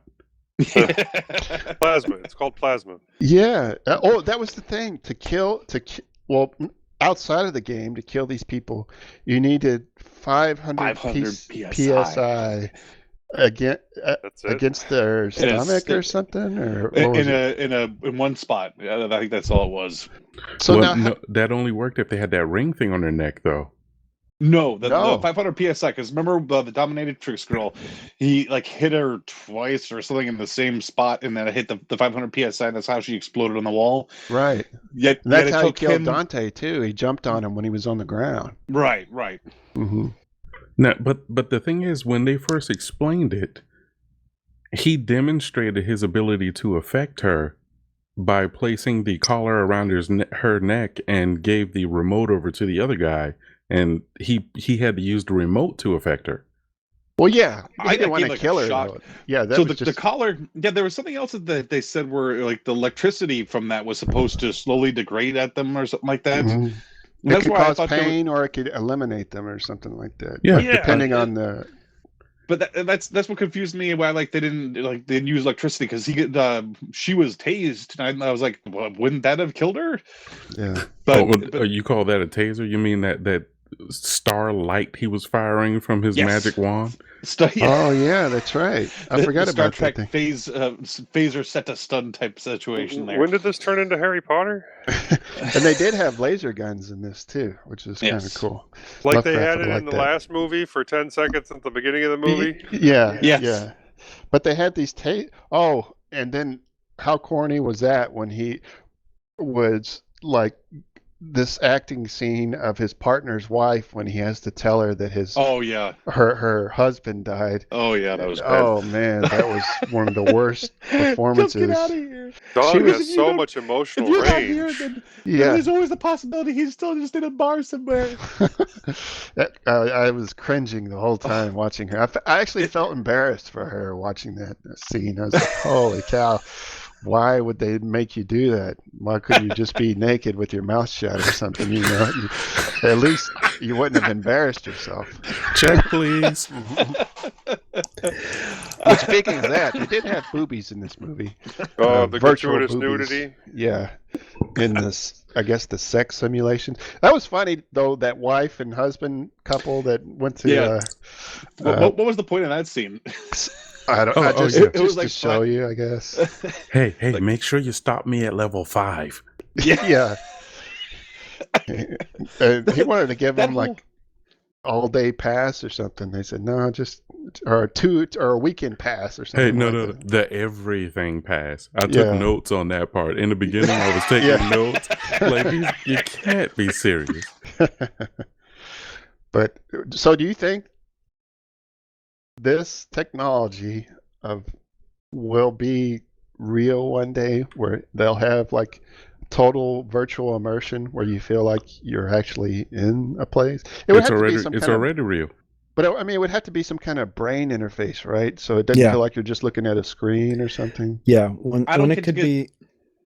I was just going to say, I think whenever they can actually interface with the same parts of your brain that intake sensory data, like touch, smell, that's what I was sight. thinking. Right. Yeah, I think when you can do that, you can essentially make it real, because all of that is just electrical impulses anyway. Right. You know? I wonder, because what is that Musk is developing, that Neuralink or something? Yeah. Like, what is that even for? I'm not sure. But well, we just saw what it's for. That's what it's for. That's what it's for. Yeah. It's to practice your fighting skills and to have sex with dominatrix bimbos. It's when you're in your That's what the internet's for. It's when you're in your cryo sleep chamber on your way to Mars. It gives you something to do. That's it. The Neuralink. Where they went wrong is you see what they didn't tell you is that all those programs that left the game were actually flat packs, and someone forgot to set the proper permissions, and that's why the data between the fighting packs and the sex packs got kind of mixed up. Yeah, they all had root permission, which screwed them up. Should have done that. That's what happened. They should have used snaps. And what was that gibberish that was on the scientist's computer screen? Oh my God! Just, like, is he? I could. It wasn't even. It wasn't words Matrix style. Listen, no, that was just polka dot nonsense. It was terrible. Yeah, it wasn't any kind of commands or something. It was just random letters and numbers all bunched together with like one word that says access security or something. And it's just like, that's not even. I don't know what that is. So how is it that the same year that Virtuosity came out, that this came out? So this had people, so they accessed these things through something that like spun them all around, like what do they call that, the G-force testers or whatever? That's what it looks like, yeah. At least Virtuosity, you were in something that suspended you off the air, rig. where you actually had to do like movement. It actually looked like something that you would have to do to go into a VR. Right. And then they actually had stuff that looks like code and like somebody actually programming and with like real computers and something that was at least mildly believable.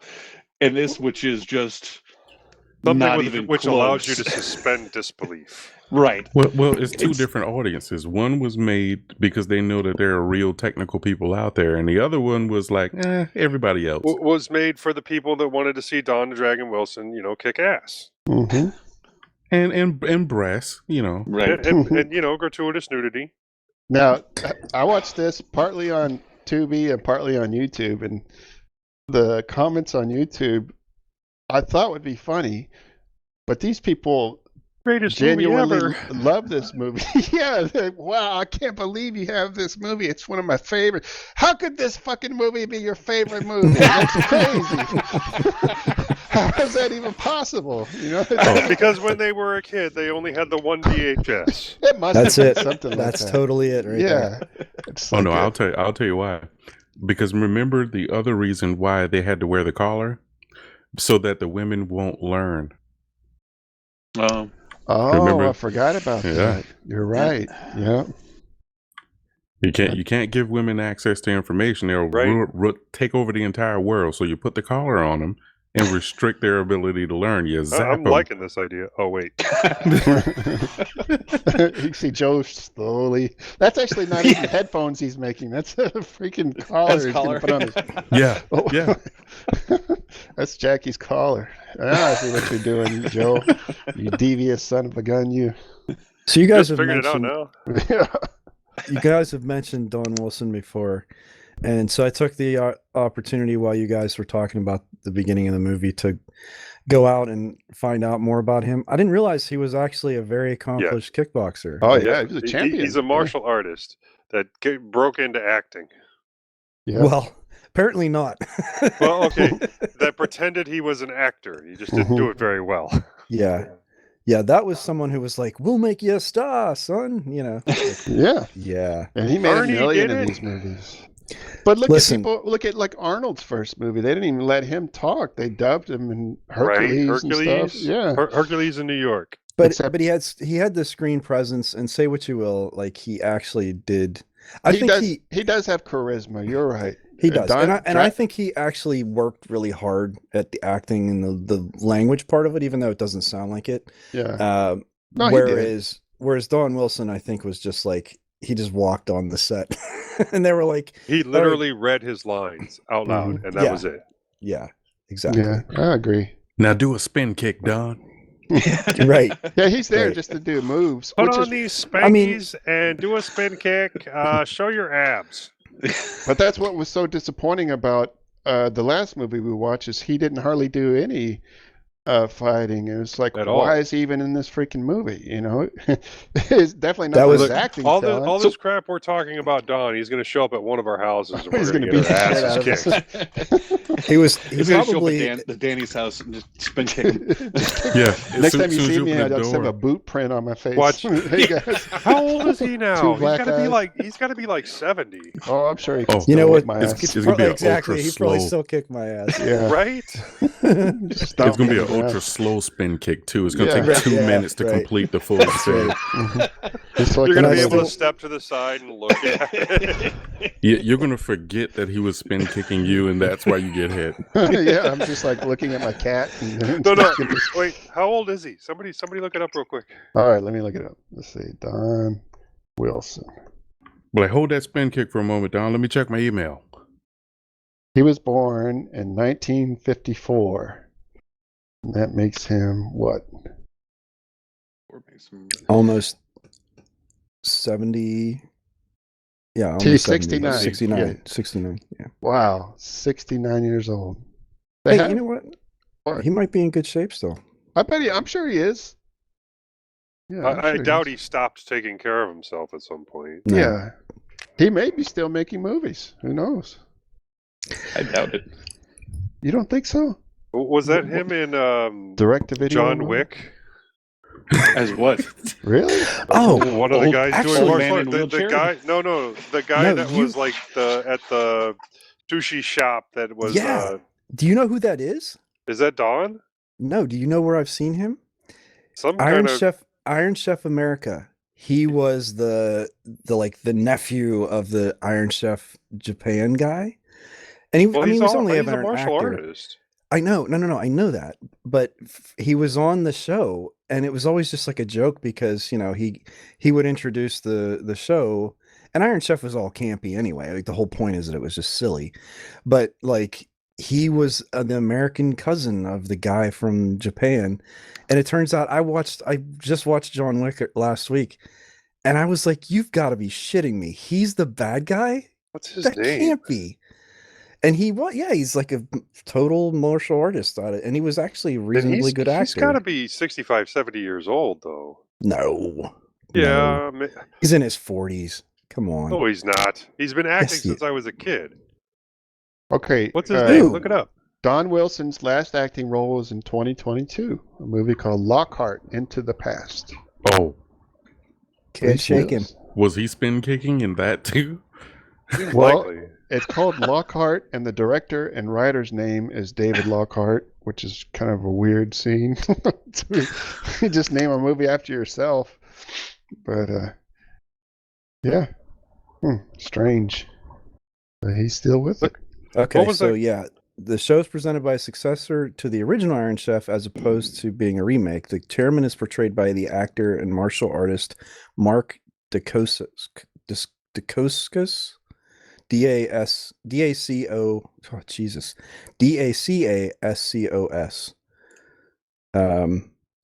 And he is, oh, you're right, 59. Holy shit. He kicked ass for being in his 50s. Right? Who was that? I Damn. thought he was older. Mark Dacascos. Dacascos. What movies do I remember him from? I'm trying, because his face is extremely familiar. I know I've seen him in martial arts movies, but I can't think of the martial arts movies. He was in his mid 50s or late 50s in that movie. He was kicking ass. He's in killer shape. He's It's not like Keanu's a kid. Oh, that's true. He looks younger than Keanu. Joe, I gotta ask. You got ventilation over there? I'm in my kitchen. It's So no. huge. He likes to smell it all up. Yeah. I'm You didn't looking bring at it. Kirby with you? Huh? I said you didn't bring your Kirby with you? Yeah, I did not. Where's your I did Kirby? not. I had to take the fan out of it to use on my 3D printer. It was a 3D printer fan that I put in there, so it worked out. His breakout role was 1993 film Only the Strong, in which he played Lewis, a capoeira master. Oh, yes! I loved that movie. He takes a high school's potential failures and turning their lives around by teaching them the Brazilian martial art. Right, and he was a veteran. Now, I loved that movie. On Don the Dragon Wilson's IMDb page, the trailer is for a movie called Death Fighter from 2017, and it looks awesome. I mean, like, I'm not saying that ironically. The action looks badass, and it has a lot of old school action people in it too. Cynthia Rothrock. So put that on your watch list. Anyway, we need to pick the next movie. Oh, we need to rate this one. I give it a rousing thumbs up. Just like everybody else, right? You all loved it? You would. Yeah. So, okay. Well, so that's one thumbs up. Anybody else? Honkey, I can't see your hand. It's doing something weird. It's like pointing down or something. It's a big old thumbs down. From He's like actually the beginning movie to upside the down. end, That's I what was it just is. really hoping it would be over. I actually like Cyber Tracker 2 more than I like this movie. Really? Yes. Ooh, ouch. Well, Cybertruck What was about a better Universal made movie. Soldiers? Definitely. I couldn't even finish Universal Soldiers, so this that is was definitely awful. above that. Gunhead? It's still above Gunhead, but it's like It was in English, so it's better than Gunhead. I could tell what was going on in this movie, whether it was crap or not. So it's got to be above Gunhead. Yeah, definitely above Gunhead. But This movie made me question the people I'm hanging out with. so that's a thumbs up from you too, Scotty. All right. Mordancy, did you get a chance to watch it? Yes, I fell asleep a couple times. At restarting it. Oh, come on. So I'm gonna give it a thumbs down in the hopes that Scotty will watch Psycho Gorman. Oh, Right? okay. Psycho Gorman. That is a cool movie. It is a really good movie. I was surprised at how good Scotty, it was. how do you rate this movie? I can tell you want to give it a thumbs up. Thumbs down. I can't do it. Okay, I can't that's make anyone fine. else subject to that. Did you watch it, Eric? You didn't have a No, chance? I wasn't aware that was the. But I'm just looking up Psycho Gorman now, and I may have Psycho to look at Gorman's this. awesome. Is that on Lovecraft, are you YouTube there? as well? Lovecraft, are you there? I waited for it to be watched on the show forever. I anticipated it coming out It was and great. waited and waited and waited to watch it until we watched it together because that was the criteria for putting it on the list. Yeah, And then later Danny said that you can put it on the list and then watch it. that's right. As long as you haven't seen it before. When you So put it's- it on the list. Yeah. Is that the next one? Is it on? Is it No, on that YouTube? was- No, that was a we've while seen that ago. already. Yeah, it's a good movie. You should check it out, Scotty. Yeah, We need- if you we can't need find that- it, it's on my Plex. I have Okay. found so many treasures there, I must say. YouTube? Or my No. Plex? Plex. Your Plex. I have, seriously. I found some really fun stuff there. All right. If you want any recommendations, I can look through my stuff. To be fair, I have not watched everything on my Plex. That would be impossible. That would be impossible.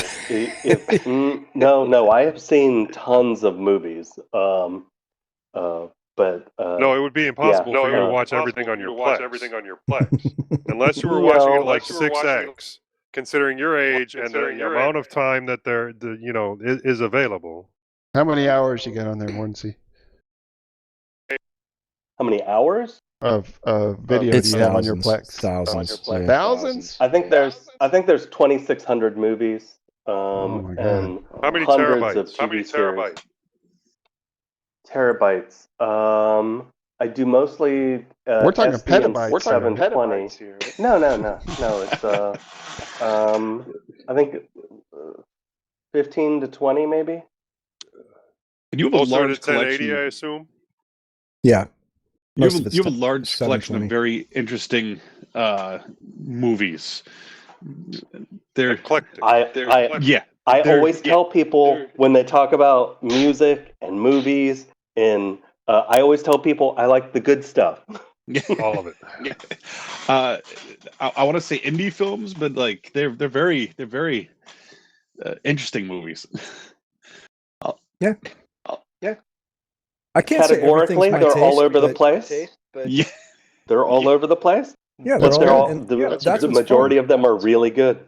I agree. That's what's fun. I'm not They're- arguing with that at Or all. I haven't seen them yet. Yeah. No, a lot of them are definitely interesting stuff that like I've sort of peripherally heard of, but never actually sat and saw like all of the titles in front of me. So yeah, like you said, Joe, there's more stuff on there than I could ever possibly watch. So You I ready just for go the and- yeah, next go for it. movie? All right. Hang on a second. Yeah.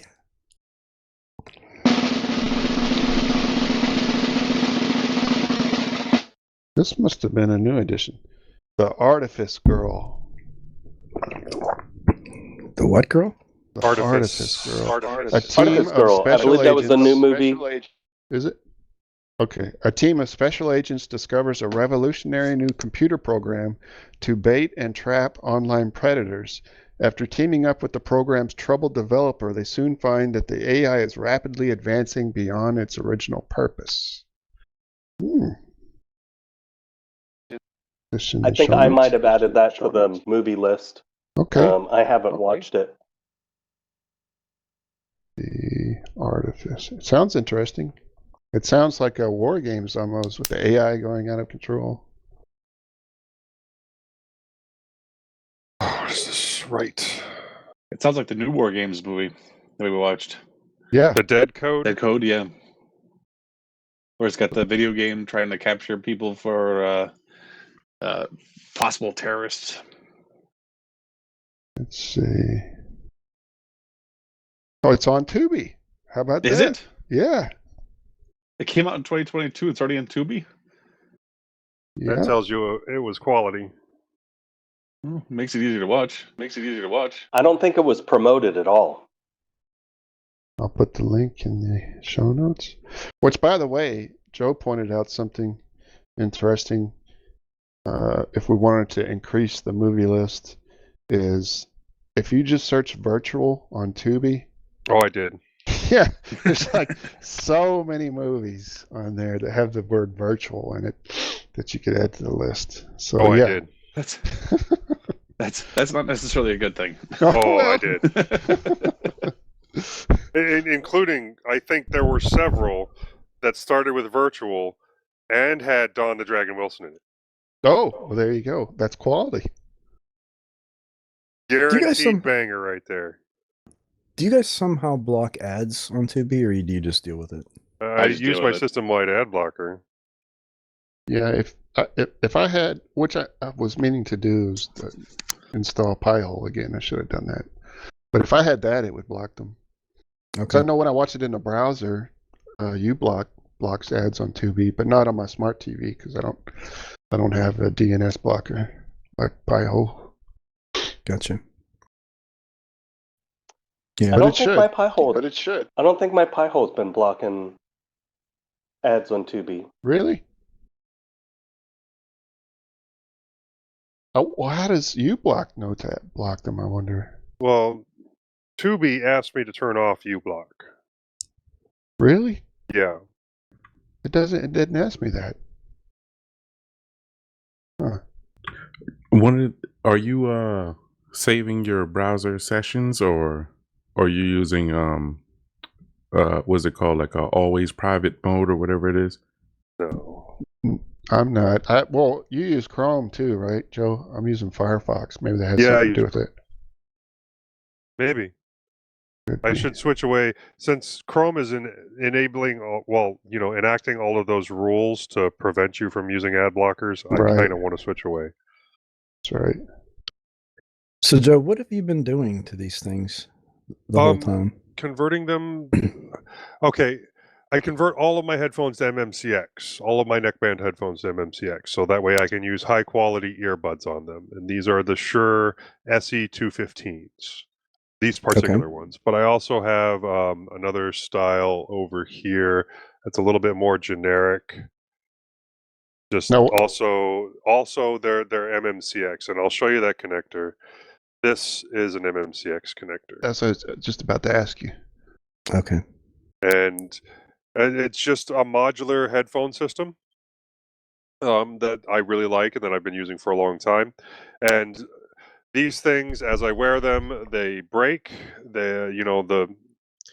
These hadn't been modded before, but they had been fixed before. So like this thin little cable on this speaker end that was the original one will just break in the middle, and then I would shorten it, and then it would break in the middle. And then I eventually just said to heck with it and replaced them all with MMCX. So, but eventually, even doing that, the plastic around the mounts, mounts, like right there, and the screw holes will break and snap, and so I end up running through them, and it's getting harder and harder to find these LG HBSs of basically any type, even broken ones for decent prices. I used to be able to get them for like $5 a piece in lots of like 10. Yeah, and actually, that's interesting that you mentioned that. And then also when we were talking about the Sansas and people being bummed out about not being able to keep using them or finding them, and it is that sort of, the obsolescence of things from a hardware perspective. In a lot of cases, the batteries fail, or I don't know. Have there been more like audio formats that a Sansa couldn't play because it doesn't have the right? No, not really. I mean, decoder? MP3 has been MP3 for forever. Okay. I mean, but yeah, so a Sansa could work. It's just those things also ended up falling apart. I mean, seriously, you have to take it apart to replace the battery, right? Because yes. I think. Well, yes, of course, but that is not the easiest thing to take apart because of all the extreme amount of plastic clips. Right. Yeah, like this, the screws, even if you break the plastic clips, will hold it together. Okay. Ask me how I know. Yeah. Well, so you've sort of standardized on this, well, not standardized, but you prefer this because it is repairable. I can even replace the batteries, and I have. And I found batteries that you can get online and replace, because obviously batteries don't last forever. But I've replaced the connectors before, but the ones that I have a lot of trouble with, that probably I shouldn't, is the switch. The on and off switch will go out, and that one I have a lot of trouble replacing. But yeah. So you're saying though that those are becoming more difficult to find, especially at a reasonable price, even used and broken. Yeah. So I want to know, what do you think about those open ear bone conducting style headphones? I've used them, especially the earlier ones, the Aftershock ones, and you can hear them. They do sound good, but I have my concerns when using them, because to me it always feels like the sound is coming out of my ears, and I don't want other people to I don't want to annoy other people with what I'm listening to, and it feels like that's what I'm doing. I don't know if that's actually the case because I've never asked anybody, but while it is a good idea, especially for someone like my daughter who's hard of hearing, I like them, but I'm not going to use them. I like them and I recommend them. The Aftershocks brand is the one that I prefer. I've tried some of Aftershocks the has been doing it the longest. yeah, I've tried some of the other ones like on the Walmart brand or whatever that they've made. They use the same design, you know, and they look great and they feel great. The price is much better than an Aftershock. However, the software behind them, night and day difference. The Walmart on brand, when it comes to measuring your audio values, how you could go from like say from a 10% to 100% on audio value. With the Walmart one, at least the copy that I had, it was like only 3 values that you had, like 40, 60, and 100 or something like that. So you just could not really change the volume. And then there's different types of volume for like when you're changing settings and things of that nature. So if you were to pause and play, there would be a little beep to remind you that you've activated a function before the actual content begins playing. And that beep sound was incredibly loud. Like if you were already hard of hearing, that would just kill the rest of your hearing. Yeah. So, have you noticed any like sound leakage or anything like that? No, I was worried about that for some things because I listen to a lot of podcasts and audiobooks, Right. and some of the Same here. audiobooks I listen to have mature content in them, and I don't want my daughter. Well, matter of fact, one I think mordancy recommended to me the other day from the New Year's show was a Critical Role. Oh yeah. It's a podcast. No, that wasn't mordancy. Mordancy. That wasn't mordancy. Oh no, that was Lovecraft. Lovecraft recommended that to me. I forgot. I'm sorry. So I was listening to Critical Role, and you know, sometimes there's just words I don't want my daughter hearing, and people around me cannot hear it. Now, of course, you can, like with anything else, crank it all the way up, and then like take it off of your head and place it next to your head and see if you can hear the sound coming from it. And it's more of a buzz than a sound for those in the immediate area of your headphones. And even then, they would be so they would be so uncomfortable on you at that higher volume because it's vibrations. You probably couldn't listen to it. Okay. Well, I'm willing to give them another try again. I do like the technology. I've always enjoyed the idea behind the technology. But I haven't owned one since like the first generation of wired aftershocks. And Oh, the wired versions. Yeah, that would have been like 14, 15 years ago. No, I never owned those. The last pair I had, well, before this pair, still used the micro USB charger on them. They changed to this proprietary charging thing now, which I really didn't like. But the quality that you get from them is just, I mean, they're really good. The battery, I don't know how long from start to stop. I think it's like well over 8 hours playtime. So you can just listen to them all day long. They're super comfortable. That's why I like the LG, the neckband style, and basically the aftershocks are the same format, just a different speaker. But yeah, that super long battery life. Yeah, and stable connection. Yeah, I'm glad you brought that up. There have been plenty of times where I've just left my phone in the house, walked outside to the car, and then it finally started skipping, and that's when I realized, like, oh wait, I don't actually have my phone on me. And it's like, man, that connection that they have is really good. It's a plus and a minus for that reason. You can accidentally walk away from your phone. Yeah, but at least it eventually tells you, hey, you left your phone behind. Yeah. Another reason I like using Bluetooth like this.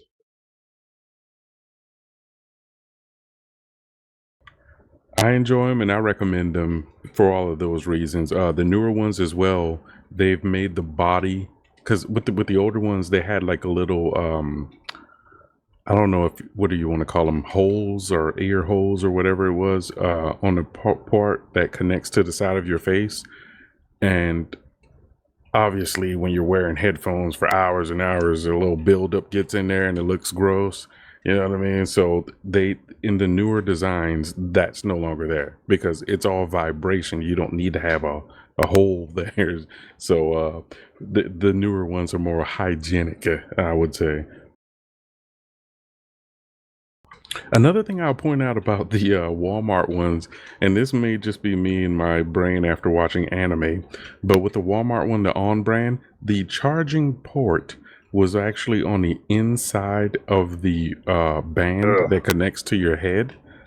So that little, like that little copper conductor part's actually like touching your skin. And the one thing I kept thinking about is if you've ever seen SAO, Sword Art Online or whatever, or any of those isekai manga or anime shows where basically you get sucked into a video game, right? In this particular show, they wore this virtual reality headband, and the creator of the headband programmed it to trick them. They think it's a video game, but ultimately they got actually transported into the video game. And I kept thinking, wearing this thing, like, one day I'm going to fall asleep wearing it, and it's going to zap my brain, and because you get Doctor this medical... Who, Cyberman. Yeah, right? Oh, no, oh, man. But yeah, that's one of the other things to think about whenever you're choosing, and where's the port located on them. Now, with the bone conducting headphones, are they water resistant? They're sealed, so they should be. Yeah, yes and no. Because where you're going to find your problem, a little water getting on them, sweat, anything like that, you're fine. But if you ever use the buttons on them when water is going across them, eventually you're going to notice a problem. Oh, because water will seep in where the buttons are? That's my guess. And it could have also been because the last pair I had, I literally had them for years. So there's, I'm assuming they just wore down over the years. Right. And I would not necessarily call that a bad thing because I put them through hell. I've dropped them, stepped on them, rolled over them on my chair. They've stood the test of time, and they were well worth it. So I tried to knock off ones thinking, yeah, I really can't afford to spend $80 on a new pair. But after experiencing the knockoff, I was like, no, I have to go back and get what I'm used to. And if they do last that long, then, that's a decent investment. But the only reason these LGs last that long is because I fixed them. All right. Because, no, these thin little cables that they have on the stock speakers are complete and total garbage. Now, are those actual sleeved cables, or is that like that resin dripped on wire kind of cable? No, these are sleeved, and then they're on the wire itself. They have the coating. So there's a sleeve, and then there's a coating. Okay. But that's almost all speaker wire is going to have that coating.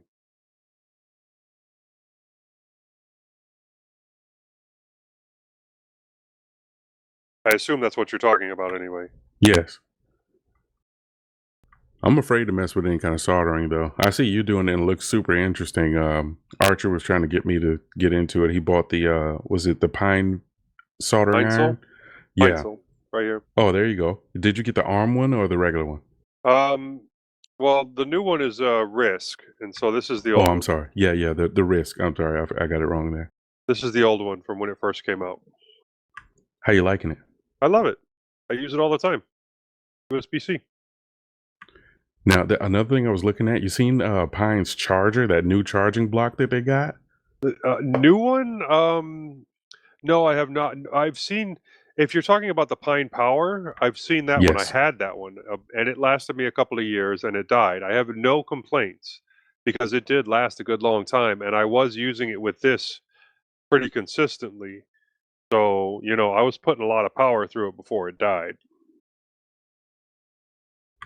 I'm interested in getting one, and here the main reason why I wanted to get one is at the time when I was more interested in the Raspberry Pi devices, that one device could output enough power to support multiple Pis. Yep.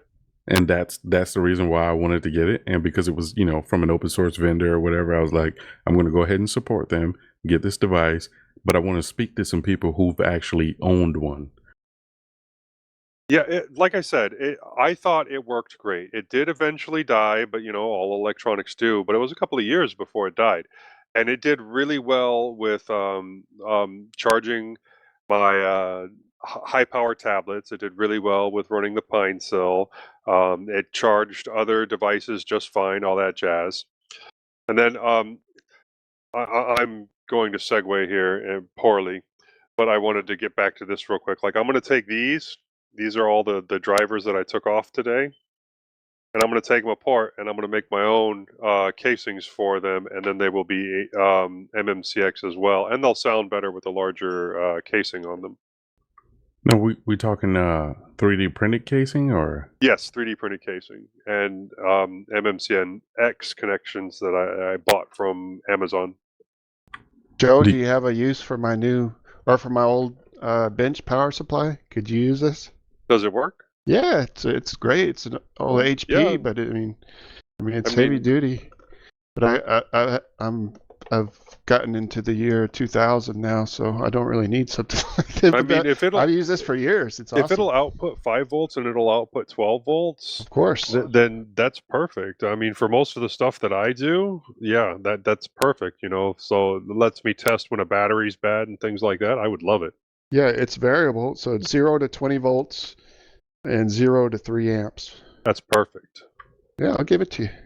I was thinking of what I would need to do with it, and it's already got, this is what I usually use, just alligator clips, and I'll put them on probes if I need to do something like that for a breadboard. But I got plenty of probes. I'll have to meet up with bringing you them by. soon. I'll meet up with you sometime. Give it to you. Next time we're playing swords? Yeah, next time we're docking. Bring it to you. Well, anything else you guys want to talk about? It's getting late for Honkey, I know. He's talking, but nothing's coming out. It's better that way. I have to unmute myself. Is there anything on the Lemmy you thought was interesting? Well, do you guys remember this guy named Hans Reiser? Yes, Reiser file system. Gruber? Reiser FS. Yeah, I thought Yes.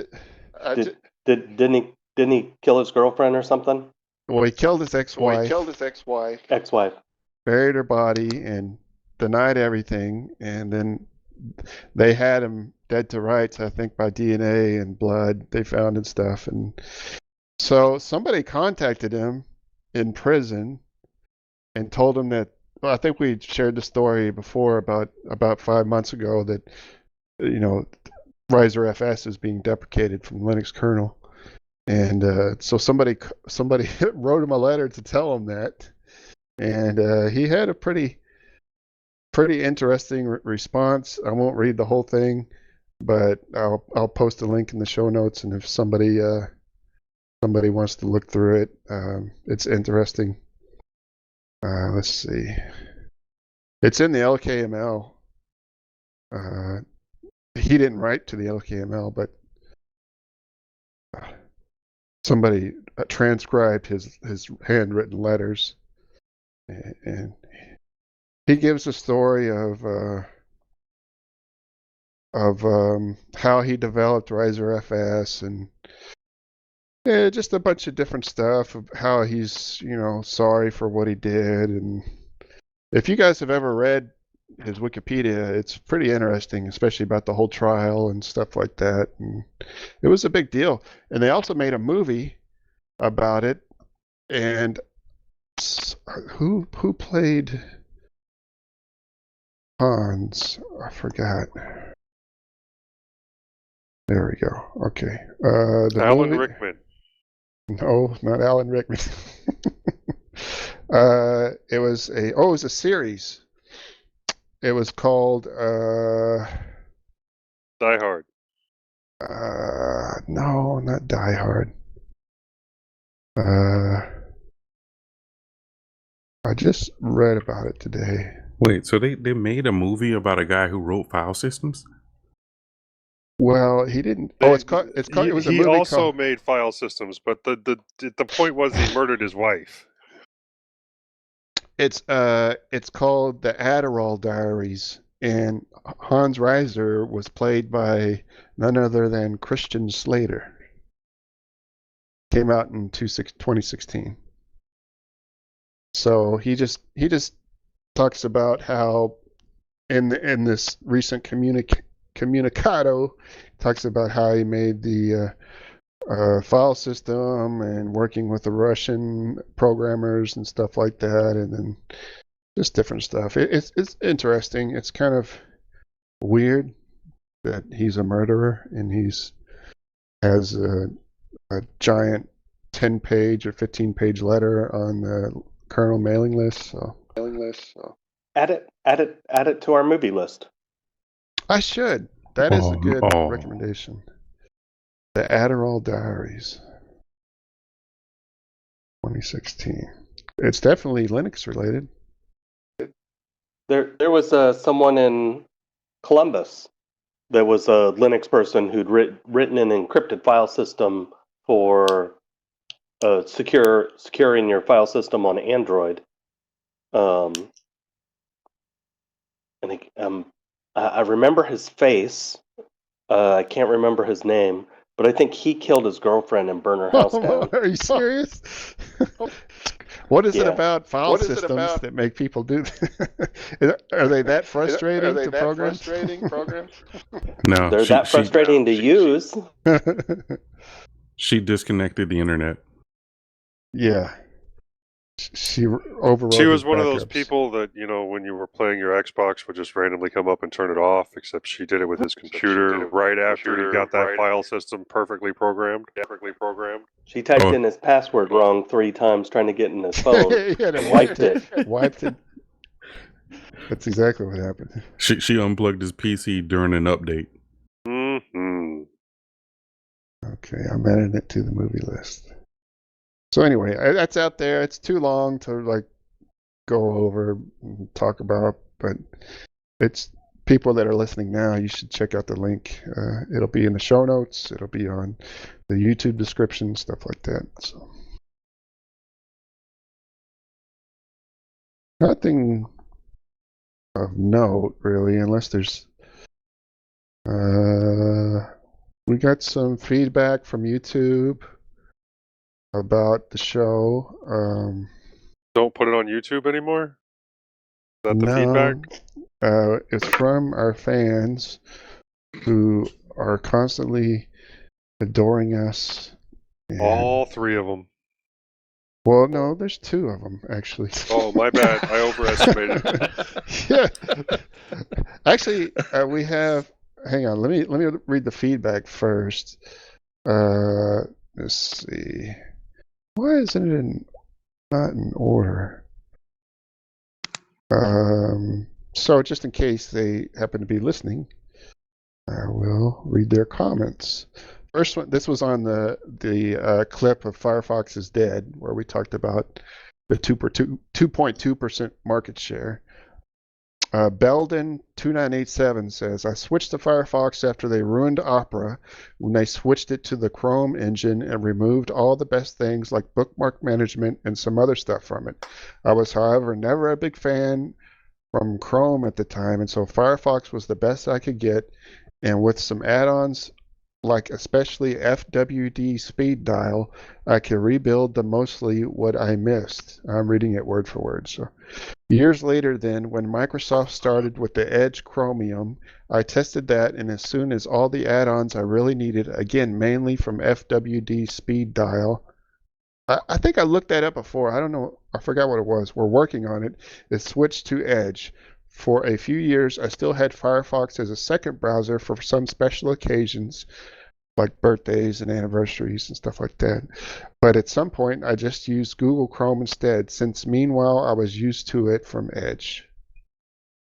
And Bars Monster said, feels good to be in the top 2%. on Firefox since the beginning, both on desktop and mobile. I hope it stays this way. He was a Netscape navigator man. Yeah. So that you can look at it that way. If you use Firefox, you're in the top 2.2% of browser users. Now, I'm going to guess that that's going to go up a bit in this next year. You're probably correct. Yeah. With Google shenanigans. I use an unsupported version of Firefox. And Ice Weasel. Eric, you use Focus, right? Or was that you, Scotty, that uses Focus? No, that was Fat Boy that uses Focus. It was talking about it on the last show. Speaking of browsers, there's one more quick link here in the Lemmy called Browsh, Browsh. It's a terminal browser. It's a fully modern text-based browser. Let me put it in the show notes real quick. One of those ones that does the pictures in symbols and letters and stuff. Yes. And but it's a little more modern though. It's kind of cool. It can render anything that a modern browser can: HTML5, CSS3, JavaScript, video, and even WebGL. Its main purpose is to be run on a remote server and accessed via SSH, Mosh, or the in-browser HTML service in order to significantly reduce bandwidth and thus both increase browsing speeds and decrease bandwidth costs. Look, if you want to play online games, you can still play welcome to MUDs. Sorry. You can still play MUDs. They're still out there, and they're low bandwidth, and they will look just like this. It's cool though. Like it can. So are MUDs. I mean, the video, it renders video at 1 FPS. It looks like. Have you tried it? In ASCII? No, I need to though. It's kind of cool. The thing I don't get, why would you use it? If you just want to be in a terminal and you still need a browser, but you also want to be able to render and you use modern technology, low bandwidth, web technology, and also that low bandwidth. So okay, because my understanding is whenever you're using the terminal-based or the text-based browsers, is because you want to avoid a lot of the JavaScript and things of that nature. You know, you want less pictures and things so you can get more text or information, and you get the speed of loading without all of the cruft. So I think that is okay. If you'd like to see Browsh continue to help those with slow and or expensive internet, please consider donating. So I think Joe's right, mainly just for bandwidth reasons. And they even go to like a web-based like painting tool, web application, and they're able to use that within Browsh. Okay, so now that does sound very cool, and I think it's wonderful. But have they ever heard of Kiwix? Or Gopher, or Lynx. Gopher's still around. Or any of that. But I guess they wanted to be able to use the modern web technology, but just within a terminal. Like I said, Gopher is still around, and they have modernized from what I understand. Well, I don't know. Just check it out and look and see if you like it. If you don't like it, that's fine. Gopher is for everyone. If you're stuck in the 90s. Oh, and then a quick, just for one more. This is just real quick. What is the exact difference between a terminal, a shell, a TTY, and a console? So, in Unix terminology, the shorter answer is nothing. Terminal equals TTY equals text input output environment. Console equals physical terminal, and shell equals command line interpreter. There you go. What do you usually call it? I always just say my terminal. Y'all call it? I never say shell or anything like that. No, I say terminal, but usually if I refer to doing something in a terminal, I'll say like a command line or text-based shell or something like that. So it depends on whether I'm referring to the thing or the action that I would take in the thing, I guess. Or who I'm talking to. Well, yeah, of course. I use the terminal. I'm in a shell. Yeah. Mhm. Is that how you describe it to people though?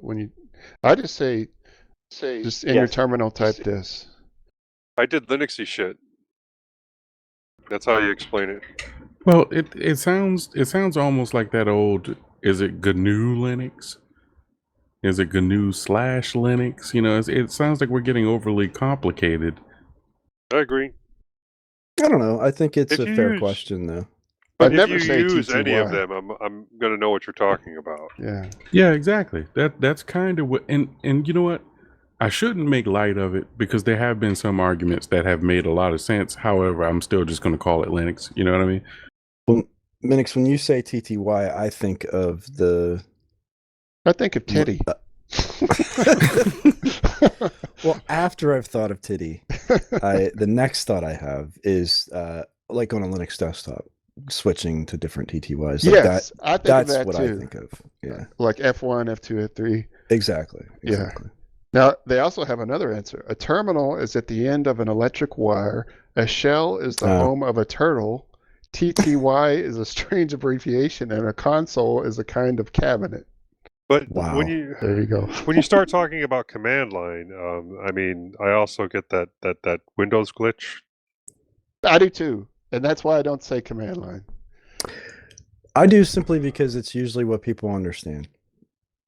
I am using a familiar term to other people that I don't Yeah. necessarily consider accurate, but is the way they would describe it. Yeah. So So there you go. That's all I got, Honkey.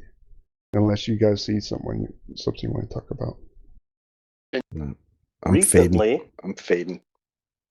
Recently, as in the last day or two, Thailand has discovered an estimated 14.8 million tons of lithium, I saw Making that it in the the- news. saw Yeah, the third they largest rich. reserve of lithium on the planet. Yeah. that's crazy. Wow. Where is it? Do you know? What part of the country? Two Right next to your locations in the apartment? southern province, Phang Nga. Well, let's hope they don't skip out on the protections while mining. Protections. You mean like Environmental protections. environmental protections? Yeah.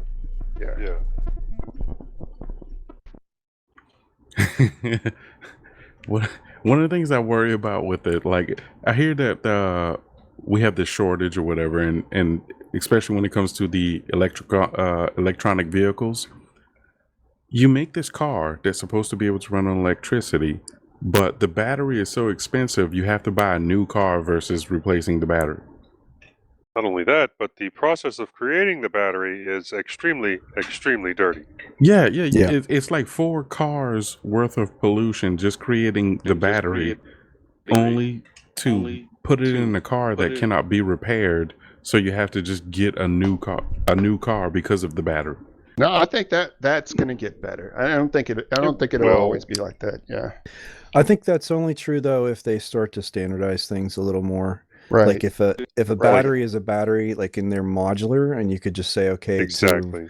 to be a 14 kilowatt, blah blah blah, like you would put 6 of these together, whatever. This you know size, what I mean? Like, this connector, it has to be this way. That way you Right. can replace your crap when it breaks without, dying. yeah, as long as we are, beholden to the manufacturers individually, I think you're always going to have that level of, because there are some people that they keep a car for that long and then that's it. And people buy totaled Cars. Teslas just for the battery too, especially for like home power and stuff. I've seen Right. several videos on YouTube of people buying totaled Teslas just for the battery pack so that they can use it as backup power for their home. So those Well, aren't cheap. If you Yeah. want standardization, you're going to have to pray to the EU. Yes, exactly. Because once they enforce it, it doesn't matter if we enforce it here or not. All these companies want to be able to sell their stuff everywhere, so it'll happen everywhere. Well, I know there are definitely patents on that because there was an idea to have exchangeable battery packs. so that instead of waiting for a charge, you would pull up and then have a way to literally physically exchange, swap the battery pack, and then you could just go on your way. I know they had at least had some prototypes of it that I saw demonstrations of, but I don't think it ever got any further than that. But it's nice that people put some amount of thought into that kind of stuff. I mean, I don't necessarily love the patent system, but it's at least an incentive to. Well, you're also seeing hydrogen on the rise again because nobody thinks we'll be able to get the But I heard infrastructure in for I electric. heard it's just so expensive because there's so few companies that provide the fuel that they can just screw people over and jack up the price. Well, No. the process for making hydrogen is actually, pretty damn simple. Right, but there It's are only putting- so many companies that do it, is my point. Who are you going to get? Whose hands are you putting it into afterward? Well, okay, the byproduct is water. Yes, you can make a small explosion, or I guess if you put enough of it in one spot, you can make a large explosion. Hey, you ever heard of the Hindenburg? Okay, yeah.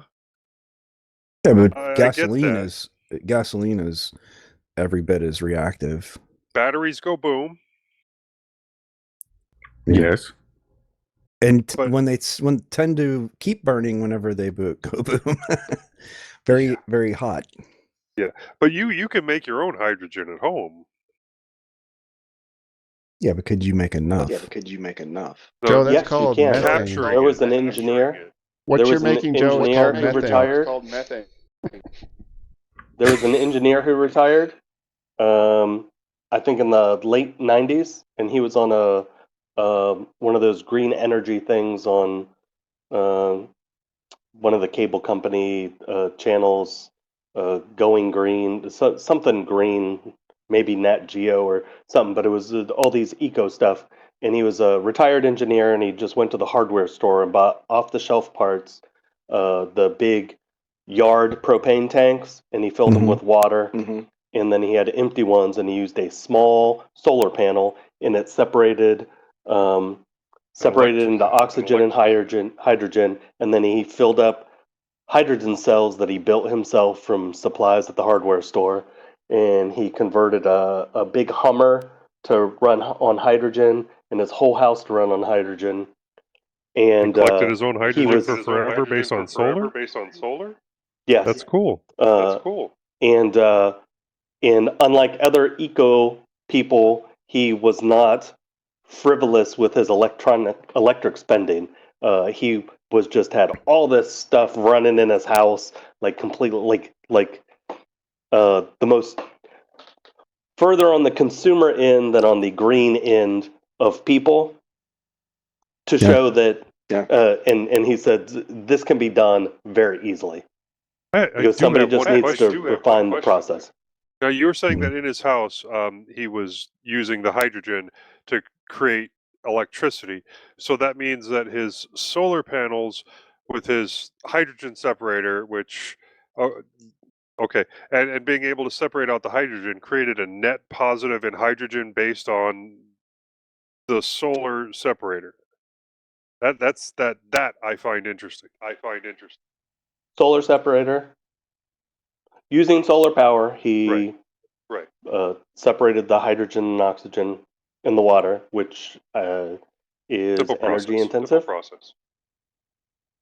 Simple but energy intensive. Is that Yes. a correct statement? I don't know that it's necessarily energy intensive because you can do it with a small amount of electricity over a short distance. It just take a long time. And then he would use the hydrogen and put it into hydrogen cell batteries, and that powered the house That's and cool. the car. That's cool. That then would make a good Hacker Public Radio episode or series. one more Step quick by hit, step doing that. because I know Joe likes this too, is and uses it. OpenWrt is coming out in conjunction with Banana Pi with their own router, so reference router. I'll put the link in the show notes. I think that's pretty cool. Yeah, that sounds really cool. Mm-hmm. I did Now, hear was it- about that. Was it like wasn't it like a single board computer? Yeah, it's Something without a case? based on a banana pie, it says. Right. It's being organized through the Software Freedom Conservancy. So that's all I have. If it has enough power and you can set up a mesh with them, then I think that would be pretty cool. Because I am thoroughly sick of the commercial options, but I need a mesh network. So Is your house that big? it's that big, and it also has plaster and metal lathe walls. Thick So walls. it's like a Faraday cage. Yeah. The signal just doesn't carry. How many floors? It's just single floor. Single floor. Then do you have a crawl space? Yeah. Then screw your walls. Put your router in your crawl space. I can't get up there, dude. You have a spouse? Yeah, I uh-huh. Do you? I do. You have a different kind then.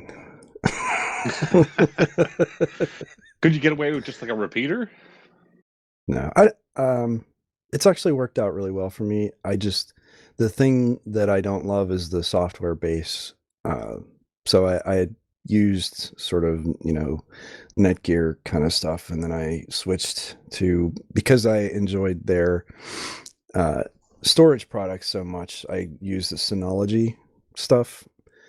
And the one saving grace is it does have a lot of sort of like family friendly features for grouping devices and limiting the amount of access, and not only from a time standpoint, but also filtering out and stuff like that. So it has a lot of good upsides, but just as like networking equipment, I think it's a little underpowered and underfeatured.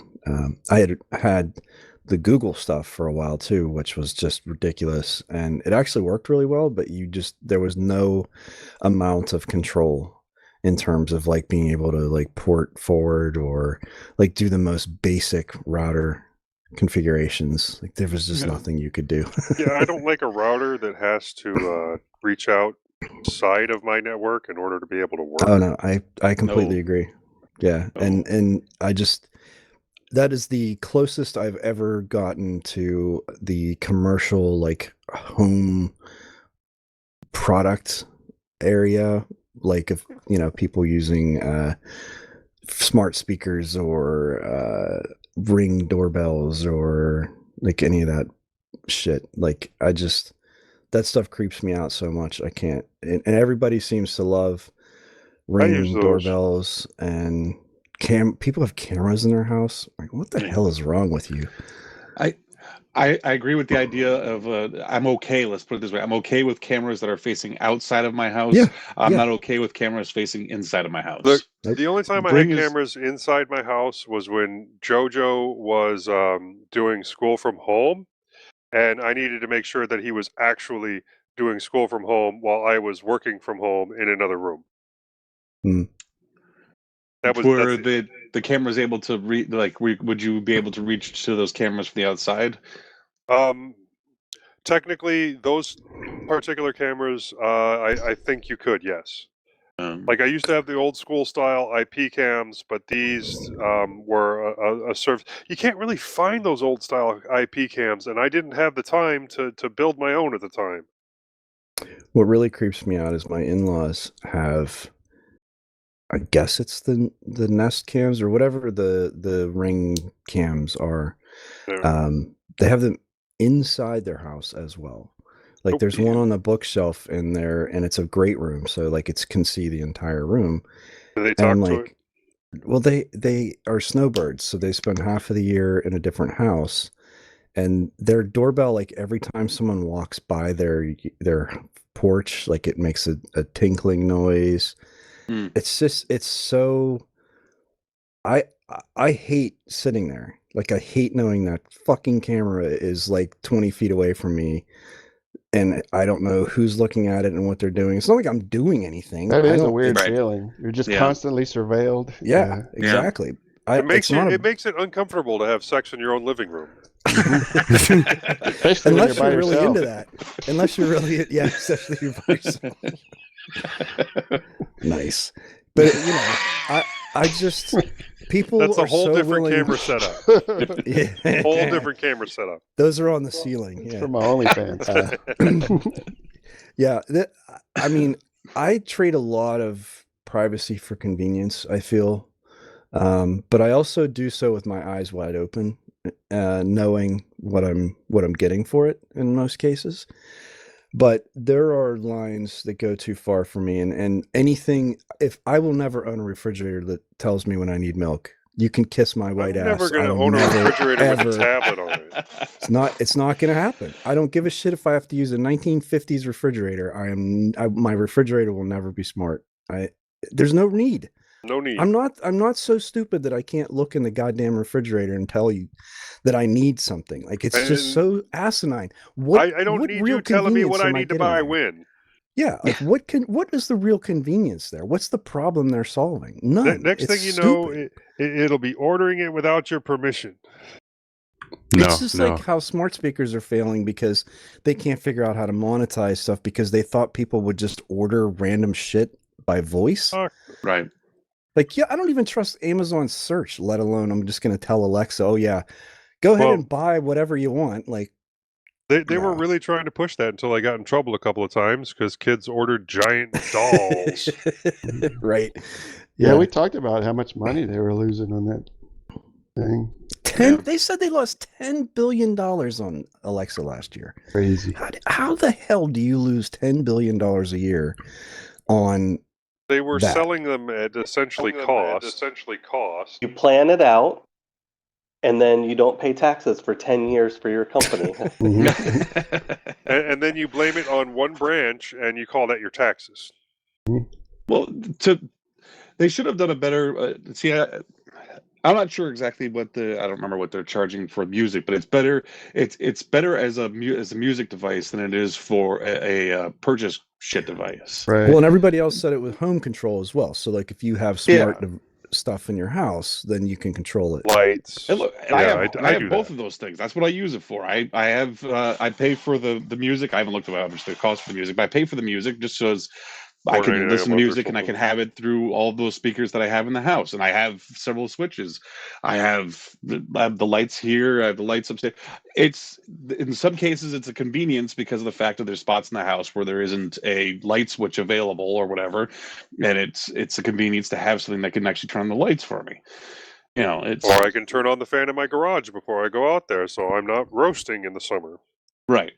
Yeah. I understand all the security aspects of it, and it's It's some pretty convenience mundane for information. Right. I mean, if you think if someone's harvesting your logs for like when you turn lights off and on, like there's some pretty mundane amount of like information, like it's not really valuable. Like, and that's the type of trade I would make. Like, I really don't care about something so inane. You want me to scare you with that? Yeah, the information is valuable, is what he's going to tell you, and he probably can tell you how. So go for it, Scotty. All right. So in a couple of ways here, let's start with that refrigerator one that you were talking about. You never were going to own. It's not just that they're telling you what's low in your refrigerator. Eventually, they're going to start telling you what's in your refrigerator is not really healthy for you. And if you continue to purchase things that are not really healthy for you, it's going to be reported to whoever your insurance provider is. And then they'll have to have a talk with you. Yeah, but I don't disagree with you, and I think that anyone who ends up in that situation deserves it personally. But I'm talking about literally a smart switch. Yeah, the only information I'm they gonna could get to that possibly one. know. Okay. I want to get to the switch because here's the thing. In America, our electrical grid is crap. We haven't done much to modernize it in forever. Now, part of the reason is we've just been misallocating money. It's going in all the wrong things. But I'm not going to get into all of that. The data that's being Or collected all the right pockets. well, there you go. The data that's collected from that is more than just you flipping a switch here or there. It's how much time you're spending in your home, How much time are you actually outside of your home versus in your home? They could already Where- tell that where- from your power usage, though, man. No, not There's so many not different all. ways. Not Yeah, all of I'm it, sorry. because you can, like, say for instance, you can leave a television on accidentally and it'll just stay on and just run for a certain amount of time, right?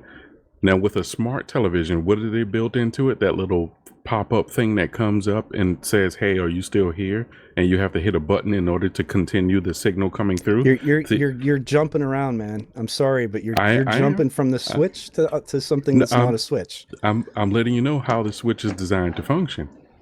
Okay. Well, you're not telling me how a switch is compromising my security. No, it's not compromising your security. It's just it's data logging you, right? Like everything that you're doing in your home is being sent to someone else. And ultimately what it's going to boil down to is you're using too much electricity. You need to cut back on this, this, and this. And we can tell you how. You need to now install this thing on your house. You need to now do this kind of thing. They wouldn't have that level of detail from a smart switch. They just Yeah, wouldn't. the switch No, they does wouldn't. more than what you're No, they thinking it does. I think because How? think about Tell it. me how. The Prove it. switch Prove it. switch connects to a hub, doesn't it? Maybe It not. connects to a hub. The switch itself does not do a whole lot, but A lot the of- hub does. A lot of them phone back home too. Yeah. The hub No, does I a agree lot with more that, than and they that's what I'm tell you. saying. Not only that, the data that the hub sends out, they always encrypt the data to them, but leave your end wide open. So for instance, your access to whatever the data is limited, but their access is 100%.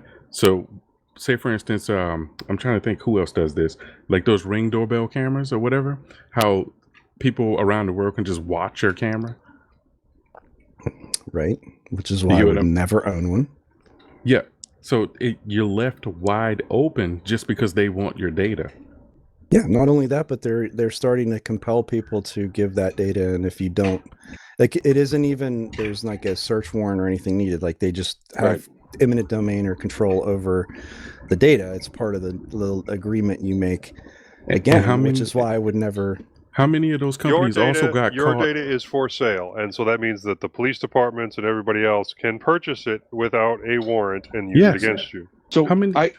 What hold on a second. I agree with what you're saying that that they definitely have my data and they definitely sell my data and everything else.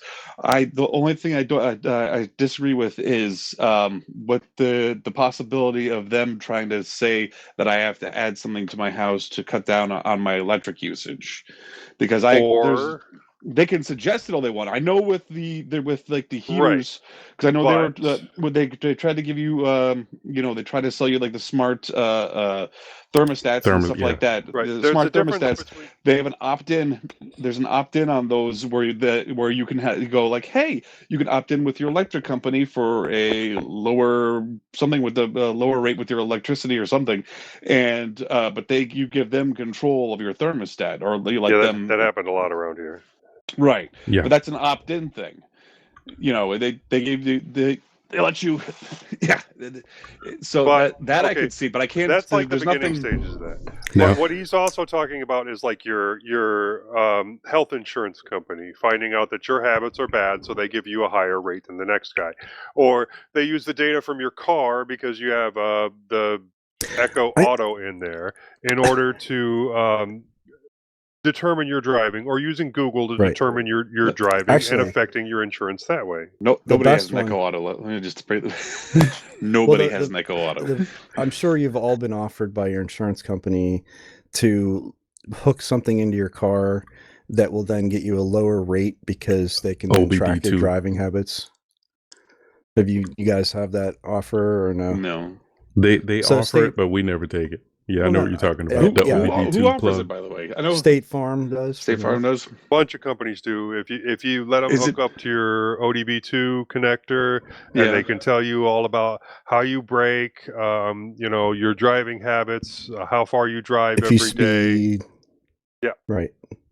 And so they could collect information. Does the ODB2, does that have any way of controlling anything, or is it just a sensor?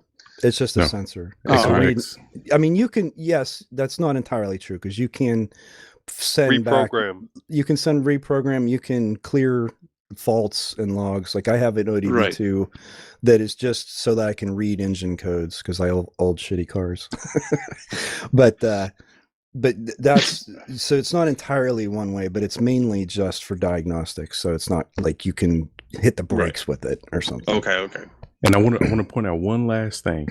How many of these devices, or companies rather, have ultimately gotten caught hard coding credentials into these devices that you don't know about until something really bad happens and then you discover it? So when you say it doesn't jeopardize you, think about that. Yeah, it's still not a point Look- that they can really take a huge advantage of. But I do agree with you that it is a shame that so many of these IoT companies are selling devices that get like an ancient version of something and then never get No updated. updates, insecure. Yeah, that was a big thing with the IP cameras. Like, if Yeah. you didn't get an update to some of the old school IP cameras, then they were completely insecure and anybody could access them. Well, you also had all those light bulbs that to the company that made them went out of business, and you can't have no way of controlling them unless Right. you find a way to like go in and flash the firmware on it. So I think if I were to actually do this, I mean, first of all, I'm not blazing any trails, so there's already a huge body of experience and knowledge out there that I can draw from and pick not only the devices that'll hopefully be well supported into the future, but the ones that don't inherently spy All on right, you. guys. Or I'm going to stop you right there, Eric. I'm loving this conversation, but I have to get up at 5 a.m. to take my kids somewhere, so Okay. I'm going to have to drop, guys. Yep. Thank you. I'll talk to Bye, y'all Joe. next time. All Yep. Well, later. Later. See you, Joe. bye. Bye, Joe. But Bye. by the way, folks, there is going to be more intrusion because part of the anti-drunk driving system is that they're going to have a net nanny on your built into your OBD2 and your car controls, so that if your car doesn't like the way you're driving or the police don't like the way you're driving, they will be able to interfere with things.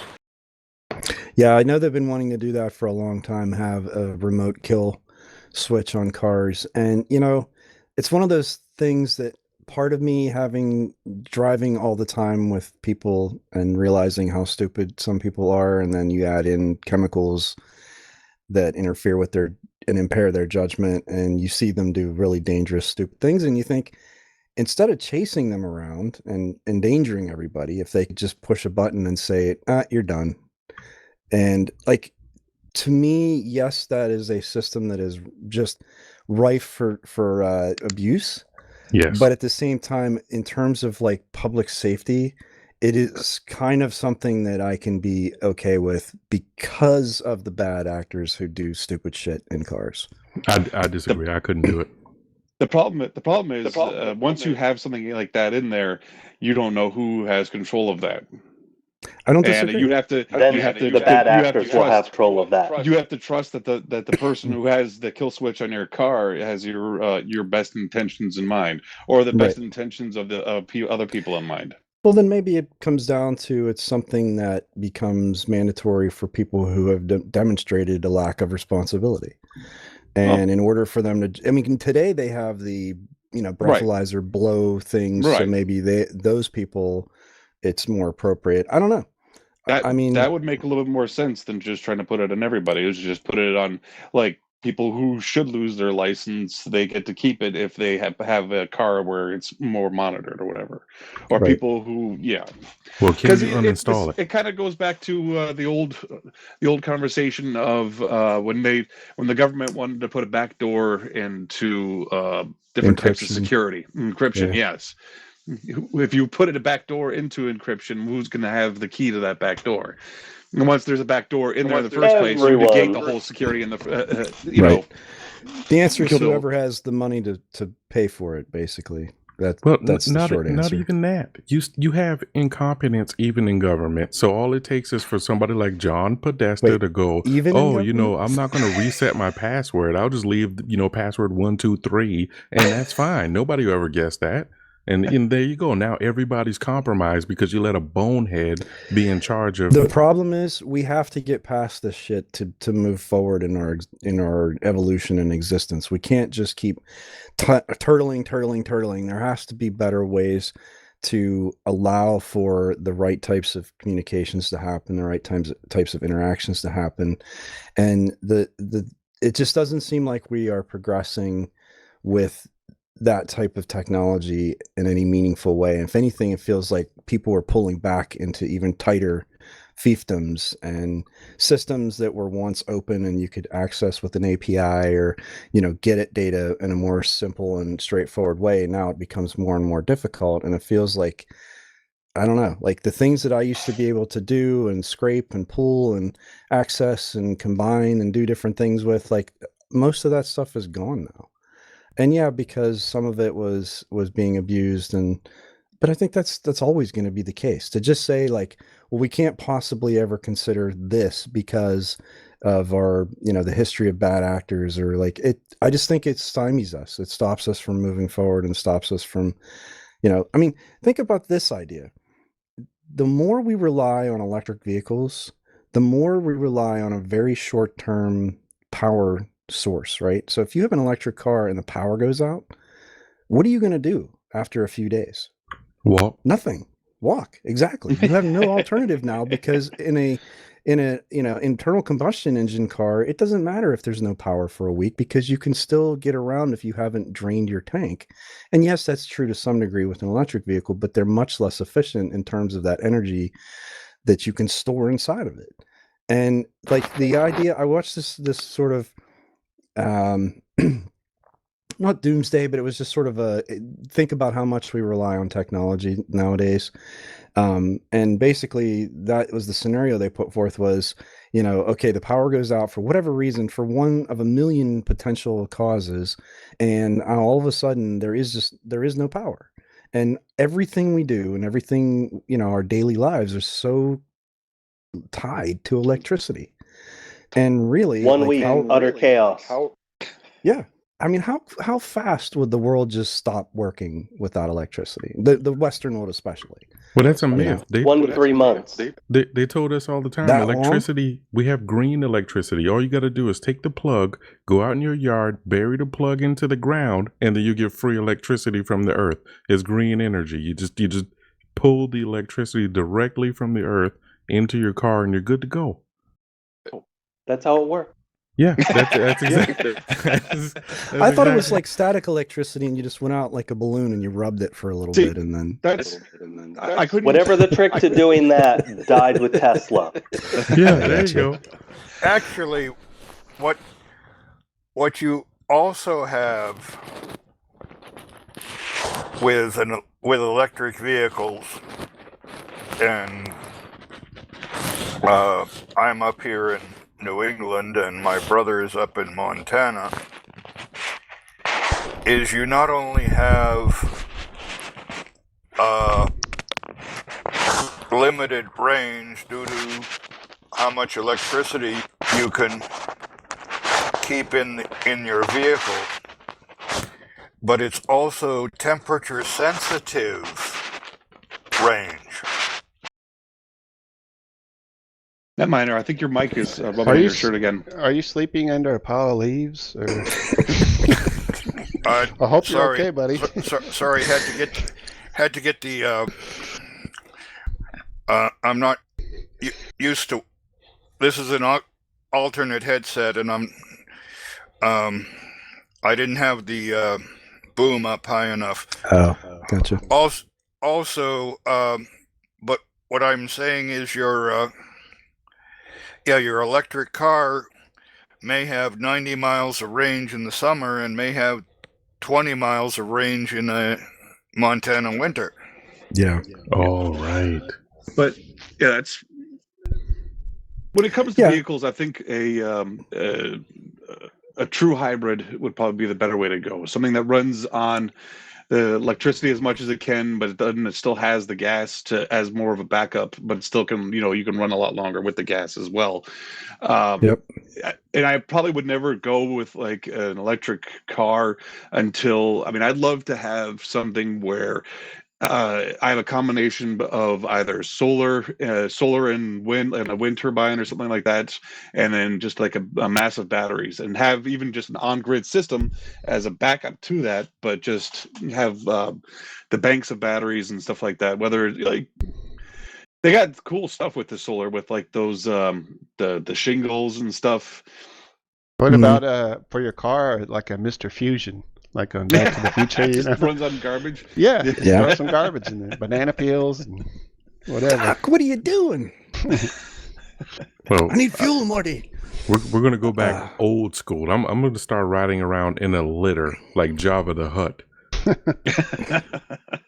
And a tuk-tuk. Or, well, it's late, guys. I think I'm Yes, going to it is. head up.